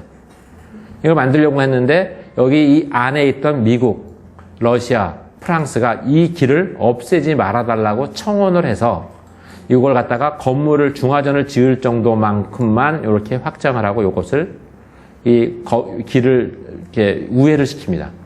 그런데 국력으로 하려고 샀는데 국력에 편입을 못 시킨 거죠. 그래서 물리적으로 단절됐는데 기능적으로 연결하는 방법이 뭡니까? 이게 다리를 놓는 거예요. 여기 요 길을 다들 걸어보셨죠? 걷다 보면 여기 사고석 담장이 좀 있다가 여기에 보면 큰 화강석으로 쌓여진 담이 있죠. 그게 이쪽을 연결하는 브릿지가 있었던 곳입니다. 나중에 좀 더 보여드릴게요. 그래서 보면 여기까지가 그 국력으로 보는 게 원래 많았던 것 같아요. 그래서 사실 나중에 여기에다가 의정부 청사를 지으려고 했었어요. 고종이. 설계까지 끝났는데 그리고 공사까지 시작을 했는데 일제강점이 되는 바람에 이것이 나중에 대한제국 정부가 못 쓰고 일본 애들이 사용하게 되죠.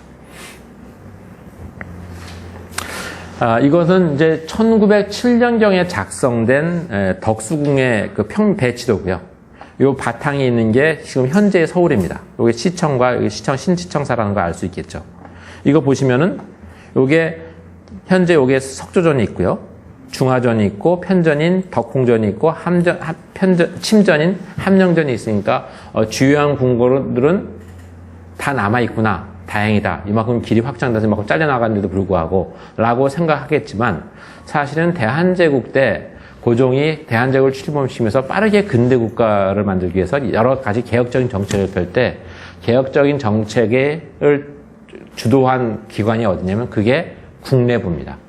국내부는 아마 지금으로 치면은 청와대 비서실과 비슷하지 않을까 싶어요. 그러니까 이게 내각을 통해서 개혁을 할 수도 있지만 내각은 친러파, 친미파, 친일파 이게 여러 가지 있어서 의견 조정하면 시간이 많이 걸리잖아요. 그러니까 자기의 친위 세력인 그 비서실을 통해서 이게 하려고 했는데 그 국내부 청사가 있었던 것이 바로 이 건물입니다. 그 다음에 군권의 상징인 원수부가 바로 여기 있었어요. 그러니까 이것이 대한제국이 멸망하고 나서 일본이 옛날엔 길이 초기에는 이랬는데 이 길을 직선화하는 과정에서 이 두 건물이 사라지는 겁니다. 그러니까 사실은 이 대한제국을 이해하는데 굉장히 대한제국의 버팀돌이었던 이 두 개의 기관이 땅속으로 사라져버린 거예요. 그러니까 좀 안타까운 부분이 있는 거죠. 그것을 알고 이 덕수궁을 보는 게 중요한 것 같아요. 이 덕수궁 안쪽에 이 전체를 보면은 정동길 쭉 돌면 여기가 정동 로타리죠. 여기에 퍼블릭 파크라고 하는 게 안에 큰 공터가 있었고요. 미국 대사관이 있었고, 그 다음에 요 오른쪽 위에는 영국, 그 다음에 이쪽에는 러시아, 프랑스가 있고, 이쪽에는 배제학당과 이화학당이 있었고, 이게 독일 영사관이 이쪽에 있었던 거죠. 요 킹스 라이브러리라고 하는 요 땅은 중명전이고요, 지금의. 아메리칸 프레스비테리안 컴파운드는 선교사 주택입니다. 지금은 여기에 국력에 포함됐다가, 지금은 여기가 예원학교가 있는 자리입니다. 이제 건물 안으로 들어가겠는데, 이게 대한문인데, 이게 요즘 많이 보시죠? 좀 이렇게 많이 흥미로우신가요? 이 장면을 보면은, 여기서 틀린 그림 찾기 하면, 뭐를 찾으실 수 있을까요? 이 복장이 어느 시대 복장인가요? 조선시대를 전기, 중기, 후기로 나누면. 이거 어렵죠? 임난 전후로 따지면요. 전이요? 왜 그러죠? 자, 기본적으로요. 이거는 근대 도시궁궐이라고 그랬잖아요. 대한제국의 황궁이잖아요. 그러니까 사실은 신식군인의 한 모습으로 한 게 원래 맞을 거예요. 그런데 이제 왜 이 사람 진짜 조선시대 때 이런 수문장 교대식이 있었을 거라 믿는 한국 사람은 없죠. 수문장은 있었겠지만 교대식은 안 했을 거라고요. 그렇죠? 교대식은 안 했을 텐데 이 수문장 교대식을 왜 만들었겠어요? 기본적으로 관광 상품입니다. 그렇죠? 아마 이거는 유럽 여행해 본 어떤 서울시 공무원이 네? 이게 버킹엄 궁의 근위병 교대식을 보고 야 이거 근사하더라 해서 했는데 근위병 교대식과 같은 걸 하겠다고 하면서 이게 대한제국의 황궁이었으니까 신식군인을 하면은 옛날 사진 자료를 보니까 신식군인이 이 별볼 일 없어요. 말도 안 타고. 그러니까 이게 버킹엄 궁의 근위병의 백마 탄 모습을 보고 나서 생각해 보면은 이거는 이제 뭔가 이제 장사가 안 될 거라 생각하는 거예요. 그래서 아예 차별해서 이 모습으로 가면 되겠다라고 생각해요. 비교할 수가 없으니까.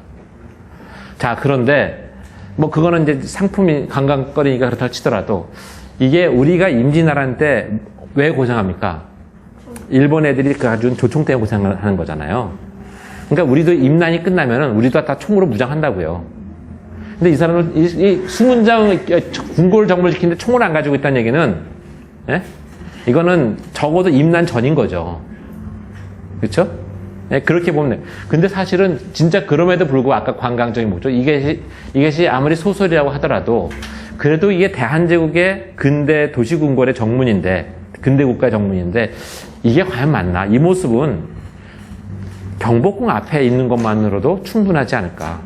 우리가 역사도시, 600년 역사도시, 요즘은 2000년 역사도시를 이야기하는데, 조선시대의 역사만 계속 팔아먹고 살 게 아니라고 하면은, 우리의 역사를 화석화시킬 게 아니라고 하면은, 이 경복궁과 육조거리를 조선의 중심적 상징, 대한문 앞과 정동을 근대 한국의 중심, 이렇게 본다고 하면 여기는 진정성 있게 하는 게 훨씬 더 중요한 것 같아요. 그렇죠? 근사한 것은 여기서는 우리 역사의 정체성에 맞는 그런 장소성에 맞는 걸로 가는 게 더 맞는 게 아닌가 싶은 생각이 들어요. 무슨 말씀을 드리려고 그랬냐면 여기는 두 개의 문이 있었죠. 원래 인하문이라고 하는 남쪽 문이 있었는데 1902년에 없어지고 대한문을 만듭니다. 근데 이 대한문의 이름이 재밌는 게 중요한 게 뭐냐면 여기는 우리가 경복궁은 광화문, 그렇죠? 창덕궁은 돈화문, 창경궁은 홍화문, 저쪽은 경희궁은 흥화문, 다 화자 돌림이에요, 그렇죠? 근데 여기만 돌림줄 안 썼어요. 그 이유가 뭘까? 이 보면 다 여기 다 좋은 뜻입니다. 이게 이런 표현들은요 태평성대에나 쓸 수 있는 말이에요. 대한제국에 처했던 시대적 상황을 써서 이것은 그렇게 이런 한가로운 말을 쓸 때가 아니다라고 생각했기 때문에 대한문을 쓴 것 같은데 대한문의 원래 뜻은 뭐냐면 이게 사실은 대한문이 이게 1906년에 요 이름이 바뀌거든요. 이게 뭘 중요하냐면 1905년에 우리가 이제 사실상 반식민지 상태가 되지만 고종이 여기서 멈추지 않고 1907년에 하나의 마지막 승부수를 던지죠. 그게 헤이그 밀사, 요즘은 헤이그 특사라고 합니다. 헤이그 특사 사건을 벌이잖아요. 그러니까 그 전에 아직까지도 고종이 독립국, 주권을 지키려는 의지가 죽지 않았다는 것을 보여주는 게 이 대한문이라는 문 이름인 것 같아요. 이 대한문은 이 원래 뜻은 나중에 알려졌는데 이거 보면 대한과 소환 등등 이렇게 해가지고 이게 뭐냐면 하늘에 이르는 이게 큰 뜻, 이런 뜻, 하늘을 향한 큰 뜻을 펼친다는 게 여전히 이 담긴 뜻이라고 이야기해요. 그래서 아직 고종이 뜻을 굽히지 않았구나라는 것을 보여주는 그 이름이라고 이야기하고요. 자, 이 안에 들어가면 보통 이런 금천교라는 걸 지나잖아요, 궁궐에서는. 근데 금천교는 밑에 물이 지나고 이걸 넘어서면은 이제 왕의 공간, 넘어서기 전에는 이제 세속의 공간을 상징하는 거죠. 근데 이게 굉장히 바트잖아요. 예, 보통 보면은 경복궁에서도 보면 꽤 안에 들어가 있고 창덕궁도 꽤 들어가 있는데 이 같은 이유는 이 건물이 아까 1912년에 이렇게 도로가 이렇게 직선화되면서 군역이 잘렸다고 했는데 사실은 그때까지만 해도 이 문은 원래 위치에 있었어요. 근데 1968년에 불도저 시장 시절에 태평로가 서쪽이 또 확장됩니다. 그때 이 문이 뒤로 30m 뒤로 물러나요. 그래서 이게 굉장히 바타진 겁니다. 이게 30m 더 나갔다고 하면은 사실은 이게 좀 더 근사한 적절한 격을 이루고 있었을 텐데 좀 아쉬운 거죠. 자, 이거는 이제 그 서울시 별관에서 촬영한 침전과 편전의 모습인데요. 침전이라는 것은 대단히 사적인 공간이잖아요. 편전은 일상의 업무 공간이니까 다분히 공적인 공간이죠. 근데 이 사적인 공간과 이 공적인 공간이 이 하나의 공간에 있는다는 게 이게 말이 될까요? 이게 말이 안 됩니다. 왜 이런 일이 벌어지냐? 요 사이에 담장이 하나 있었어요. 담장이 있었는데 이것을 일본 애들이 1930년대 고종이 돌아가신 다음에 30년대 이 덕수궁을 서울의 중앙공원화 사업을 하면서 이렇게 크고 작은 정것을 없애고 주요한 정관만 남겨놓습니다. 관리상의 편의 때문에. 그래서 이런 일이 벌어진 거예요. 근데 기본적으로 우리나라 전통 건축은요, 가운데 중요한 시설이 건물이 하나 있으면 건물을 두고 주변을 이렇게 회랑으로 둘러쳐주는 게 일반적인 구성입니다. 그 얘기는 다시 말하면 함령전 주변도 이렇게 회랑으로 둘러쳐지고 덕홍전도 그랬다는 얘기예요.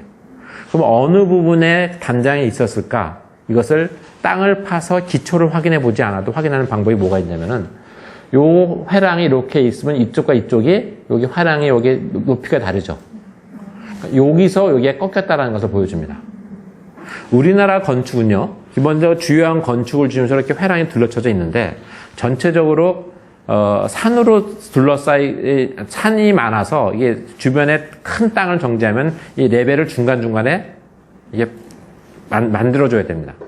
그래서 요 하나로 둘러싸인 공간이 이쪽 레벨과 이쪽 레벨이 다 달라요. 덕수궁도 보면 여기 이쪽 레벨과 이 덕홍전야와 약간 차이 나고요. 여기는 거의 비슷한데 나중에 서거당과 즉조당도 또 다르고 이게 다 달라요. 그래서 그게 이렇게 둘러싸인 폐쇄된 공간 하나하나가 다 독립된 레벨을 이루게 되기 때문에 그런 걸 생각하면 우리가 어디쯤에서 여기가 담장이 있었겠구나라는 것을 우리가 충분히 짐작할 수가 있습니다. 이게 이제 함령전이잖아요. 함령전은 보통 이게 침전이기 때문에 사적인 공간이라서 근데 에피소드처럼 얘기는 많이 되지만 이야기의 주인공이 되는 경우는 많지 않은데 고종이 의욕적으로 출발시켰던 대한제국이 사실은 굉장히 항상 안 좋았던 건 아니고요. 13년 동안 존속됐던 나라지만 1899년부터 1903년까지는 나라가 굉장히 빠르게 안정화됩니다.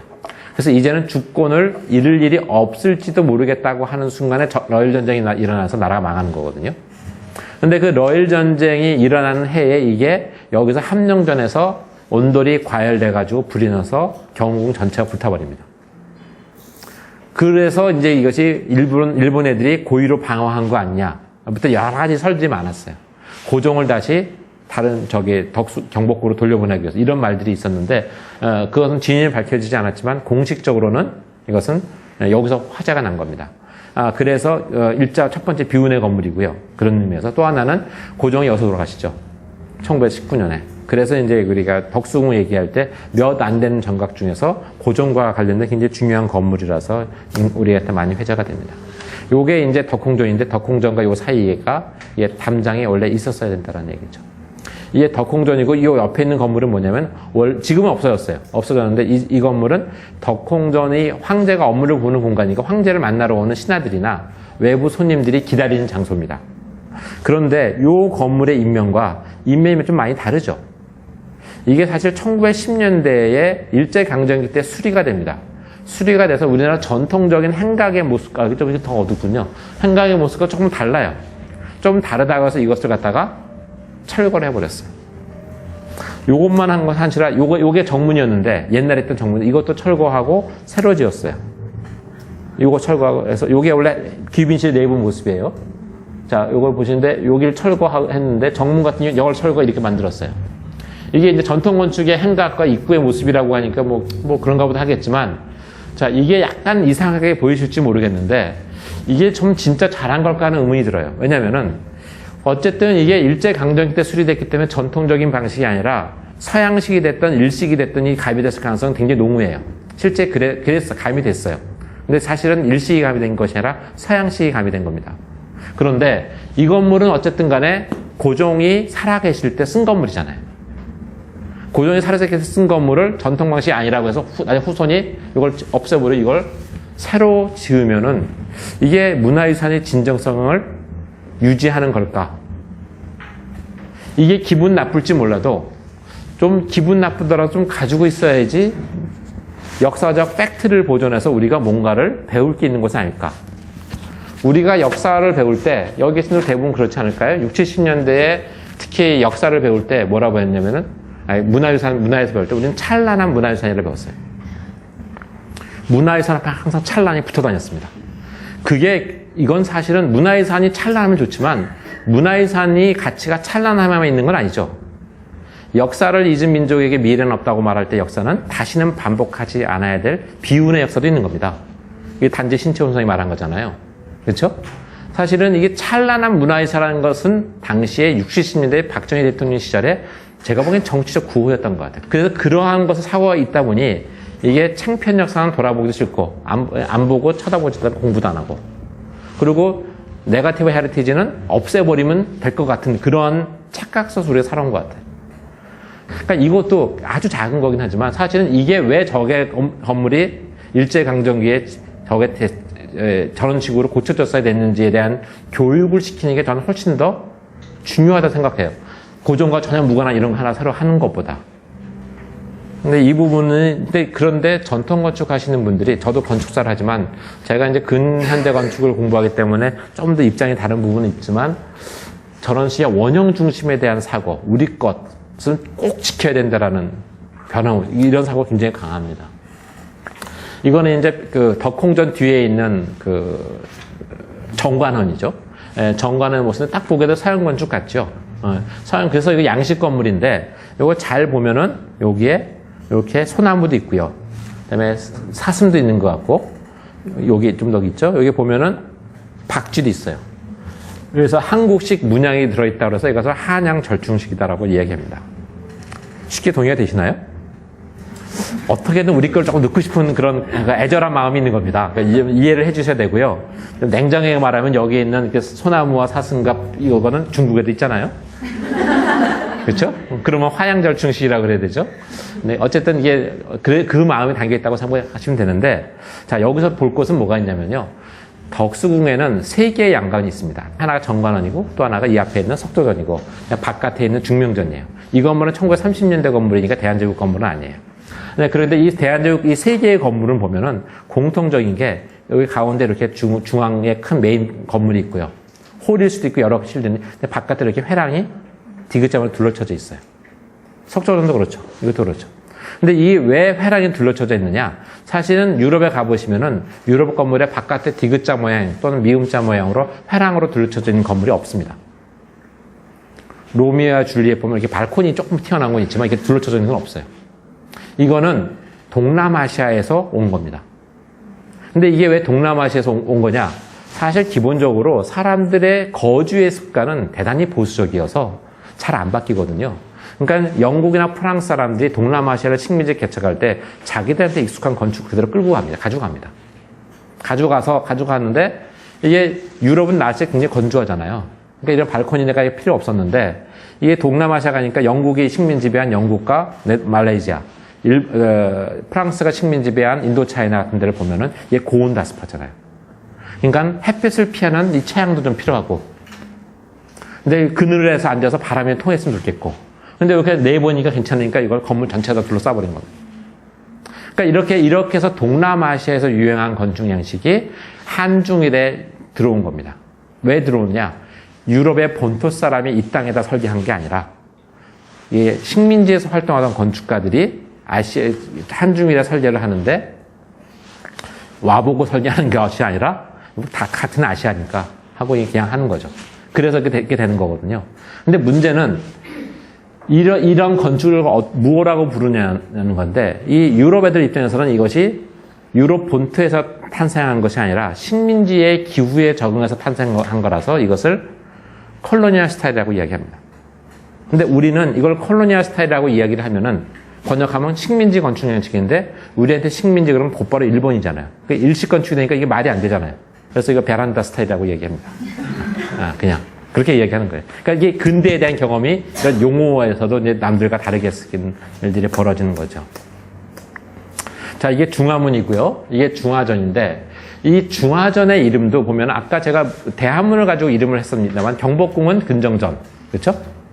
창덕궁은 인정전, 그다음에 창경궁은 명정전, 경희궁은 숭정전이죠. 다 보면 정치에 부지런하십시오. 어진 정치 부탁합니다. 밝은 정치 부탁. 다 하나같이 성군이 되십시오라는 뜻이잖아요. 이것도 역시 태평성대나 씀직한 이름이죠. 이건 여기에 돌림자 안 썼잖아요.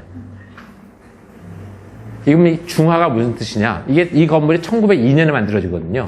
근데 대한민국이 아주 좋을 때인데 이건 뭐냐? 이 중화라는 이름은 중용에서 온 말인데 세상의 온갖 사물이 자신의 위치에서 자기의 본분에 충실하면 세상의 질서가 바로 잡힌다.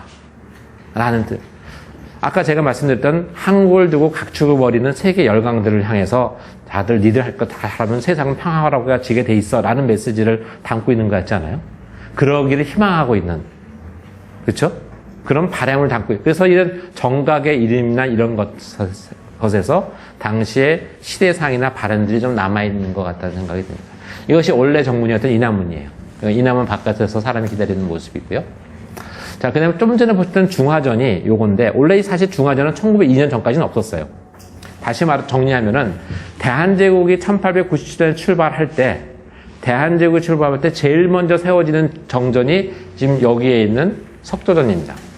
1897년 4월달에 독립신문에 보면 영국 사람 브라운과 통병관 최병하 씨가 경궁에 들어가 궁원의 지형을 측량하고 나왔다라는 이 말이 있어요. 이 말은 뭐냐면 대한제국을 준비하면서 이게 맥레비 브라운의 주관으로 이 건물을 서양사 영국인 J.R. 하딩한테 설계를 맡기거든요. 그러니까 이게 대한제국을 출범하면서 이런 서양의 고전주의 건축의 정전을 새로 짓게 되는데 이 석조전 같은 것을 새로 짓는 이유는 이 당시에 가장 보편적이던 신고전주의 스타일의 서구식 근대 건축을 지음으로 인해서 우리가 서구식 근대 국가를 지향하고 동시에 우리는 그런 근대 국가를 운영할 능력이 있다는 것을 보여주기 위한 그런 선언적인 의미가 있는 건물입니다. 그 건물을 지을 것을 맥레비 브라운이 제안을 하고 고종이 그걸 받아들인 거거든요. 대한제국이 출범할 때는 그런 제스처가 필요했어요. 근데 나라가 빨리 안정화된과 동시에 그 시기에 자기가 즉위 40주년이 되니까 이제는 이제 좀 한숨을 돌렸으니까 과거에 우리 전통적인 의미의 정전을 짓고 싶다는 생각이 들어서 여기를 새로 지으려고 하는데 원래 땅이 이랬거든요. 그러니까 이걸 지으면은 이게 땅이 양분되잖아요. 그래서 이 앞에 있는 독일 영사관 땅을 사게 되는 겁니다. 근데 이거 사서 이것을 통합하려고 하는데 아까 말씀드린 것처럼 이거 통합하면 이거 길을 없애야 되니까 안에 있는 나라들이 좀 그러지 말아달라고 부탁을 해서 이렇게 요걸 지을 만큼 길을 이렇게 우회를 한 거죠. 그러다 보니까 요게 잘려나가는데 그래서 여기와 여기 연결하기 위해서 여기 나중에 여기다가 요 다리를 놓게 되는 겁니다. 네, 그게 여기 조금 확대한 모습이고요. 요게 인하문이 철거된 다음의 모습이고 대한문이 있고요. 여기 보시면 요게 담장을 새로 쌓는 모습이 보이죠. 그래서 이 길의 모습이 달라지는 겁니다. 이건 화재가 나기 전에 이 중층의 중화전의 모습이고 나중에 화재가 나면 다시 지금 같은 모습으로 바뀌죠. 이게 화재가 난 다음에 만들어진 모습입니다. 이제 그 비교하시면은 이제 당당함이 좀 사라졌죠. 처음에 이게 화재로 불탔을 때 신하들과 그 주변 여러 나라들이 돈도 없는데 그냥 경복궁으로 돌아가시죠라고 했는데 고종이 안 돌아가세요. 안 돌아가지고 어디에서 묵으시냐면은 1904년에 화재로 불타고 경운궁이 다시 복원되는 게 1906년인데 당시에 수오컨에 머무십니다. 지금의 중명전이죠. 수오컨에 머무는데 왕이 머물면은 건물의 격이 올라가죠. 왕이 머무는 건물은 전자가 붙잖아요. 그래서 수오컨에서 중명전으로 이름이 바뀝니다. 그런데 돈은 없으니까 이렇게 단층으로 지은 거죠. 이 석조전은 오랫동안요, 지금부터, 제가 2009년에 책 쓸 때, 그러니까 지금부터 10년 전만 하더라도 이 석조전은 외세 침탈의 상징이라고 생각을 했었어요. 공부를 안 한 거죠. 근데 좀 공부해보니까 이게 석조전은 외세 침탈이 아니라 우리가 지은 거예요. 대한제국 때. 고종의 의지로.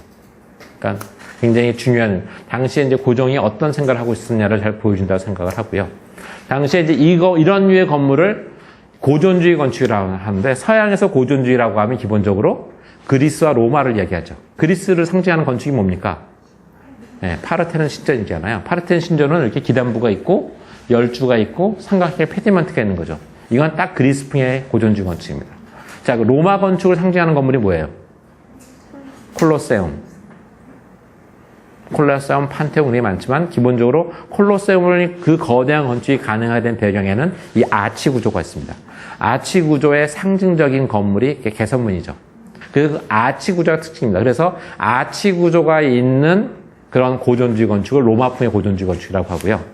그게 없이 기둥보로 되어 있는 것을 그리스풍의 고전주의라고 하죠. 이건 그리스풍의 신고전주의 건물입니다. 이게 몇 층짜리 건물입니까? 네, 이거 3층이라고 그러실까봐 이제 말씀을 드리는 건데, 지금까지 3층이라 그랬었어요. 이게 1층, 2층, 3층. 근데 서양의 고전주의 건축에서는 이 땅의 면한층은 지하층입니다. 여기는 창고로 쓰거나 하인들이 사는 곳이고요. 여기에 메인 플로어는 하나 올라가서 여기입니다. 그래서 1층, 2층이에요. 그래서 이것을 완공하고 나서 대한제국의 정전이라는 역사적인 그 가치에 맞게 하려면 원래 고전주의 건축답게 써야 된다라고 해서 이것을 1층, 2층이라고 씁니다. 그런데 이것을 지하층이라고 하면 땅속에 있지도 않는데 지하층이라고 하는 게 좀 이렇게 사람들이 잘 이해하기 힘드니까 그냥 땅의 면한층에서 지층. 그러니까 영어로 하면 그렇죠. 그라운드 플로어, 퍼스트 플로어, 세컨드 플로어 이렇게 되는 거죠. 그렇게 되는 거고요. 이게 이제 디귿자에 이게 회랑이 들러쳐져 있잖아요. 자, 요거 뒤에 사진이 하나 더 있는데, 그 다음에 이제, 이거는 여러분들 여기 다 많이들 가보셨겠습니다만, 혹시 나중에 가보실 때, 여기 보면 2층 가시면요, 이 회랑 한번 거닐어 보셨어요? 예, 회랑을 반드시, 회랑에서 이 덕숭을 한번 둘러보세요. 왕이 된 기분으로. 굉장히 근사합니다. 이게, 이 우리나라 전통 건축은 하나의 건물 단위에 하나의 기능만 있어요. 그래서 침전, 편등이 다 나눠져 있는데 서양 건물은 여기는 1층은 외국 손님을 맞이하는 곳이죠. 이건 일종의 편전 기능이고요. 그 위층은 황제와 황후의 거실과 방이 있죠. 여기는 침전 기능입니다. 이게 두 개가 섞여 있는 서양식 정전이죠. 이게 최초의 정전입니다. 여기에 보면 요거랑 이거랑 비슷하죠? 근데 약간 다르죠? 여기가. 이건 제가 책 쓰면서 찾은 건데요. 1900년에 5월 때 미국 저널에 실린 석조전 모형 사진입니다. 이제 설계를 하고 한국 황제가 서양 건축을 본 적이 없으니까 도면으로 이해를 못하니까 모형을 만들어서 갖다 바친 거죠. 근데 이게 찾아지면 이거 거의 보물급일 텐데, 이거는 사진밖에 못 찾았어요. 이게 이제 완성된 다음의 모습이고, 이게 건물인데, 이게 이제 유명한 사진이잖아요. 뒤에 있는 실이 1층에 있는 큰 방이에요. 근데 이 뒤에를 우리가 뭐라고 불렀냐면, 아련실이라고 불렀어요. 아련실이 뭔지 아시죠? 이게 적절한 표현일까요? 이게 또 하나 문제인데요. 아련실은 뭐냐면, 아련은 기본적으로 신하가 왕을 만날 때 붙인 이름이에요. 황제를 만날 때 뭐라고 부르겠어요? 황제를 만날 때 아련시라고 안 부릅니다. 황제를 만나는 건 폐현이에요. 근데 우리가 일제강점에 일본 애들이 여기는 아련시고 아련이야라고 한 것을 그냥 갖다가 쓴 겁니다. 저 이것을 대한제국의 역사관으로 하면서 여기 찾다 보니까 대한제국기에 발행된 독립신문하고 황성신문 보면 이게 폐현이라고 계속 나와요. 나중에 보니까 폐현이 황제를 만나는 게 폐현이고 왕을 만나는 게 아련인 거예요. 그러니까 일본 애들이 대한제국의 황실을 일본의 황실의 왕가로 편입시켰기 때문에 아련이라고 하는데 우리는 그게 어떤 의미인지도 모르고 그냥 쓴 거예요. 이건 잘 아시는 가족 사진이죠. 그렇죠? 고종과 순종과 아마 영친왕, 순명 효향후, 그다음에 덕효공주 같죠. 이게 내부에 이런 모습들이었는데 이 모습이 나중에 이제 고종이 돌아가신 다음에 미술관으로 사용되고 그다음에 미소공동위원회로 사용되고 미술관으로 사용되면서 많이 바뀌었었는데 이것을 다시 원래의 모습으로 회복을 했죠. 요거는 설명을 생략하고요. 자, 이걸로 넘어가면 이게 이제 즉조당과 서가당이잖아요. 즉조당과 서가당이 사실은 이제 아까 인조 반정을 통해서 이제 인조가 즉위한 다음에 창덕궁으로 돌아가면서 경운궁을, 덕수궁이죠. 이것을 원주인에 돌려주라고 했지만 이 두 개의 건물은 남깁니다. 왜? 저기는 자기가 즉위한 곳이니까 소중하고요. 이거는 선조가 머물면서 국난을 극복한 굉장히 역사적인 장소다라고 해서 이것을 국난 극복의 의지를 이거 계승해야 된다. 잊지 않아야 된다. 그래서 이걸 남겨요. 그러니까 역사적 의미를 담겨서 남기는 거의 첫 번째 건물인 것 같아요. 자, 그런데 여기서 좀 이상한 생각이 안 드실까요? 우리는 선조가 훌륭한 임금이라고 생각해 본 적이 한 번도 없죠. 아마 고종만큼이나 그럴 거예요. 그렇죠? 근데 왜 이름에 조자가 붙었습니까? 잘 보세요. 조자가 붙은 임금과 종자 붙은 임금 중에 누가 훌륭합니까? 조가 훌륭하죠. 근데 세종대왕 때문에 헷갈려요. 그렇죠? 세종대왕이 종자가 붙는 바람에 기본적으로 조자가 들어간 이름이 훨씬 더 역사적 평가가 높은 이름입니다. 왜냐하면 종자나 조자 들어간 이름은 정말 시호잖아요. 돌아가신 다음에 붙여지는 이름이거든요. 그런데 이게 선조가 조자가 붙은 이유는 왜 그러냐면은 이게 당시에 4대 부대 역사 공부를 굉장히 많이 한 사람들이거든요. 이게 사실 우리나라는 조선왕조 500년 가고 고려 500년 가고 신라 1000년 가고 신라보다 먼저 망한 고구려 백제도 500년 이상 가기 때문에 500년은 기본이라고 생각하시는데 이게 이상한 거예요. 중국 같은 나라를 보면은 왕조가 100년, 200년을 못 갑니다. 반드시 바뀌어요. 200년 내에. 이게 임진왜란을 거치면서 일본도 정권이 바뀌잖아요. 도요토미가 붕괴되잖아요. 중국도 승리한 전쟁임에도 불구하고 명나라가 망하고 청나라가 들어서잖아요. 그런데 우리는 안 망하잖아요. 그래서 사실은 이게 역사의 큰 흐름을 보면은 조선이 망해도 하나도 이상할 게 없는데 그 나라를 다시 반듯하게 세웠기 때문에 그래서 선조가 된 겁니다. 거의 태조의 버금가는 역할을 했다고 한가는 거예요. 그러니까 오늘날 평가하고는 완전히 다른 거죠. 그분이 사셨는데 여기에 이게 단청을 안 칠했잖아요. 단층을 안 칠했던 이게 월산대군의 사저 때의 모습이라는 겁니다. 임금이 굉장히 어려웠던 시절을 민가에서 보냈다라는 것을 기억하겠다라는 거예요. 이거는 옛날 창피하니까 잊어버려라고 생각 안 했다라는 겁니다. 왜 우리가 국난을 당했는가, 우리가 어떻게 극복했는가를 기억하겠다는. 그래서 영조나 고종이나 다 이게 당시에는 1주갑, 2주갑, 3주갑이라는 표현을 썼어요. 한 주갑 60년. 환도한 지 1주갑 60년, 120년, 180년 때마다 행사를 벌입니다. 국난을 극복했다는. 아마 고종이 여기에 경복궁으로 돌아가지 않고 이쪽에 터를 잡은 것도 나도 선조처럼 나라의 어려움을 극복하겠다라는 그런 의지가 아마 이걸 보고 생각하지 않았을까 싶어요. 그런데 이게 1904년에 대화재로 불타버리니까 고종이 그런 말, 이 통탄에 맞아. 이게 어떻게 보존해온 건데 이게 내 대에 와서 불타다니. 다시 원래대로 복원하라라고 명을 내리는 거예요. 그래서 지금 남아있는 겁니다. 다시 지어서. 이건 직조당이고요. 이 모습 보셨고, 이거 중화전, 이거 아까 말씀을 드렸습니다. 이렇게 복원된 중화전이 이제 어떤 용도로 사용됐을까가 중요한데요. 이게 한 10분 내로 끝내겠습니다. 약간 더 초과됐는데, 사실은 이미 이게 건물이 1904년에 불타고 1906년에 중건되기 때문에 이미 나라는 이제 반쯤 넘어갔잖아요. 사실 을사도 이하를 거쳐서. 그래서 사실은 이 정전이라는 것은 나라에 큰일이 있을 때 하는 거기 때문에 별로 안 쓰여졌을 것 같은데, 좀 자료를 찾다 보니까 제가 이제 전공이 그래서 사진과 지도 같은 걸 많이 모으는데 이 세 장의 사진을 찾았어요. 이건 뭐냐면 당시에 고종이 헤이그 특사 이후로 강제로 폐위를 당했다는 기록은 있고, 순종이 즉위했다고 하는데 순종이 사실 즉위를 했다라는 것에 대한 자세한 기록이 없어요.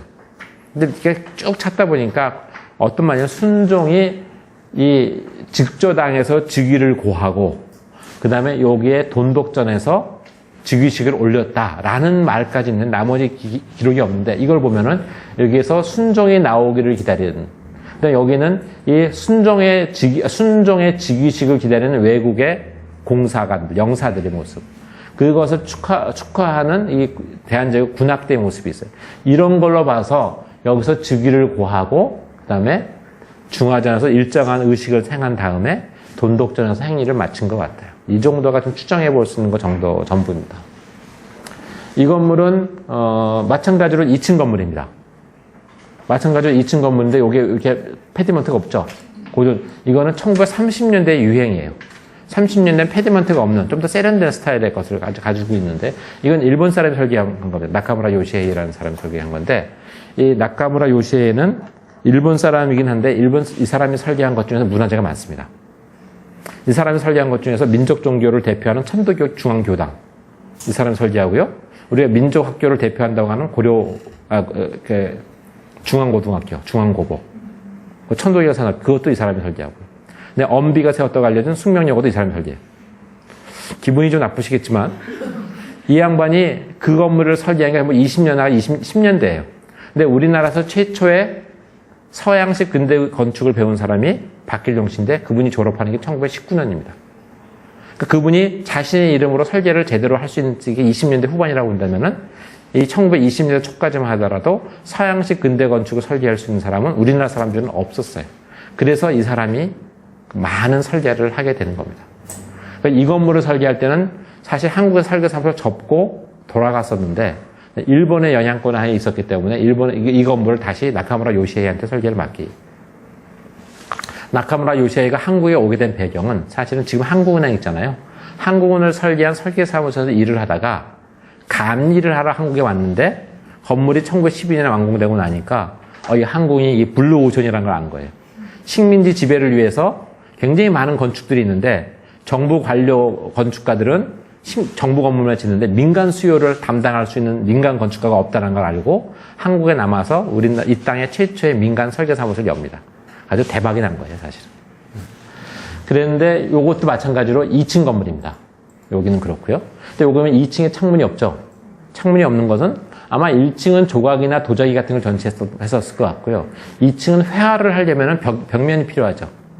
그리고 건물이 여기 벽이 있는데 그림을 걸고 햇빛이 들어오면은 눈이 부셔서 안 되잖아요. 그래서 천창을 둡니다. 처음부터 미술관으로 지었고 지금도 미술관으로 사용되고 있는 건물인 거죠. 요게 이제 바깥에 있는 저기죠. 중명전인데 원래는 1층짜리였는데 1900년 화재로 불타고 나서 2층짜리가 됐다가 나중에 이제 이렇게 외관이 바뀌었는데 이렇게 회복했는데, 마찬가지로 디귿자형의 회랑이 둘러쳐져 있는 겁니다. 이 건물은 여기에 이제 아까 말씀드린 것처럼 경운궁 대화제 때 고종이 머물면서 이름이 바뀌게 되는 거고요. 그런데 또 하나 이게 굉장히 비운의 건물인 것은 1905년 을사늑약이 여기서 이제 강제로 체결이 됐죠.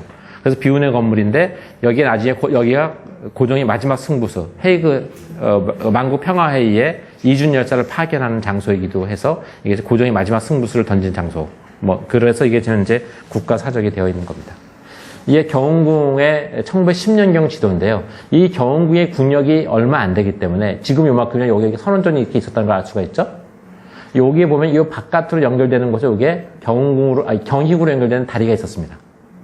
그다음에 여기서 보면 여기서 아까 말씀드렸던 지금의 서울시 별관으로 가는 다리가 두 군데가 있었어요. 두 군데 있었던 데 중에서 다리가 하나가 이겁니다. 이게 신문로예요. 굉장히 컸죠. 이 다리가 왜 필요했냐면은 여기가 이게 궁터가 좁은데 1899년에 여기에 한국의 하인리 친학이라고 하는 독일의 왕의 계승권자가 한국을 국빈 방문을 해요. 그래서 그의 국빈 방문을 하기 때문에 관병식을 하려고 하다 보니까 여기서는 안 되니까 당시 빈터로 있던 경희궁에다 관병식을 하려고 했는데 당시에 콜레라가 돌아서 관병식을 취소를 합니다. 관병식을 했을 때 왕의 행차를 돕기 위해서 이 시설을 마련했던 거죠. 정확하게 언제 철거됐는지는 모르는데 이제 곧 금방 철거됩니다. 그다음에 이거는 그동안 이 사진은 많이 알려져 있었는데 이거는 제가 2009년에 책을 쓸 때까지 알려지지 않았었어요. 이거는 이게 보면은 아치의 모습인데요. 이건 서양식 아치인가요? 이것도 마찬가지입니다. 이거는 한국식 아치입니다. 여기 앞에 아치고 여기는 편교로 돼 있죠. 우리가 아치 그러면 당연히 서양식이라고 생각하는데 광화문에도 아치 있잖아요. 남문대에도 아치. 그 전통적으로 우리도 아치를 많이 썼습니다. 그리고 지금 보면 요게 이렇게 남아있죠. 여기서 요 앞이 요게 여기입니다. 저 뒤에 이게 이거고. 요게 이만큼 있는 거. 이게 지금은 길이 2배로 확장된 거예요. 전 개인적으로는 이거를 복원하는 게 제 목표 중에 하나입니다. 이게 사용한 물목도 다 나와 있어요. 요거는 이제 환구단의 모습이고요. 그다음에 여기 이야기 조금만 더 하면 되는데, 여기 외교타운 정동의 형성에 대한 이야기인데요.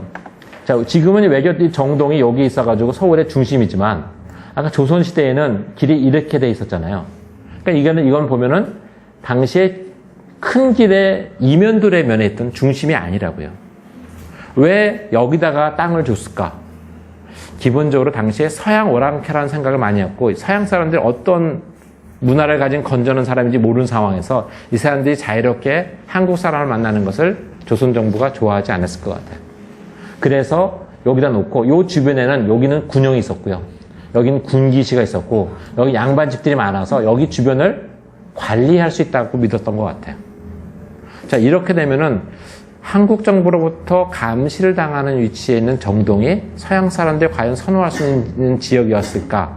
이런 생각을 해볼 수 있죠. 근데 제가 보기에는 서양 사람들도 입장에서 보면은 한국 사람들이 얼마나 야만인지 모르는 상황에서, 그리고 얼마나 지저분하게 살지 모르는 상황에서 한국 사람과 되게 전면에 만나는 것을 선호하지 않았을 수 있을 것 같아요. 더군다나 한국의 정정이 안전하다는 보장도 없었다고 치면은 유사시에는 자기들 방어하기도 좋고 힘이 딸리면 도망가기 좋은 위치가 좋죠. 근데 정동이라는 것은 이게 바로 바깥에 남대문이 있고 서소문이 있고 서대문이 있잖아요. 유사시에 대비하기도 좋죠. 그러니까 이 사람들이 미국이 처음 땅을 잡은 다음에 여러 서양 나라들이 여기 다 몰려 살아갔던 거는 자기들끼리 생활의 편익과 안전을 도모하는 방편이었을 거예요. 그러니까 양국 간의 이해관계가 일치했기 때문에 정동이 외교타운으로 만들어질 수 있었던 것 같아요. 자, 요 기사를 보시죠. 정동과 주변의 건축 규제인데요. 이거 보면 근래 서울 각지의 외국인이 소유한 건물들 중 구름에 닿았던 것이 많습니다. 건물은, 이게 구름에 닿았다는 건물 알고 보니까 사실 2층 건물이에요. 보세요. 건물은 본래 각자 편한 대로 짓는 것이라 우리와는 큰 관계가 없지만 다만 정동 한 곳만은 만백성이 상거고 우러르는 황궁과 가까운 곳이니 나라의 채무에 관련이 있습니다. 귀 영사께서는 귀국 영사와 사인들에게 두루 알려 정동 경계안 및 부근의 2층 건물을 새로 짓지 않도록 해주십시오. 라고 이제 대한제국 외무부 임시서리가 각국 공사관에 공문을 보냅니다. 말을 들었을까요? 지금까지 열심히 2시간 동안 떠들었는데 이 대한제국이라는 나라 말을 안 들었을 거라 생각하시죠? 듣습니다. 듣는데 알았다. 알았으니까 그럼 어디서부터 어떻게 앉으면 되느냐라는 걸 협상을 시작합니다. 그러니까 정상적으로 나라가 움직였다는 얘기. 이건 뭐냐면 지금 궁궐 주변에 높이 제한하는 거랑 비슷한 거죠.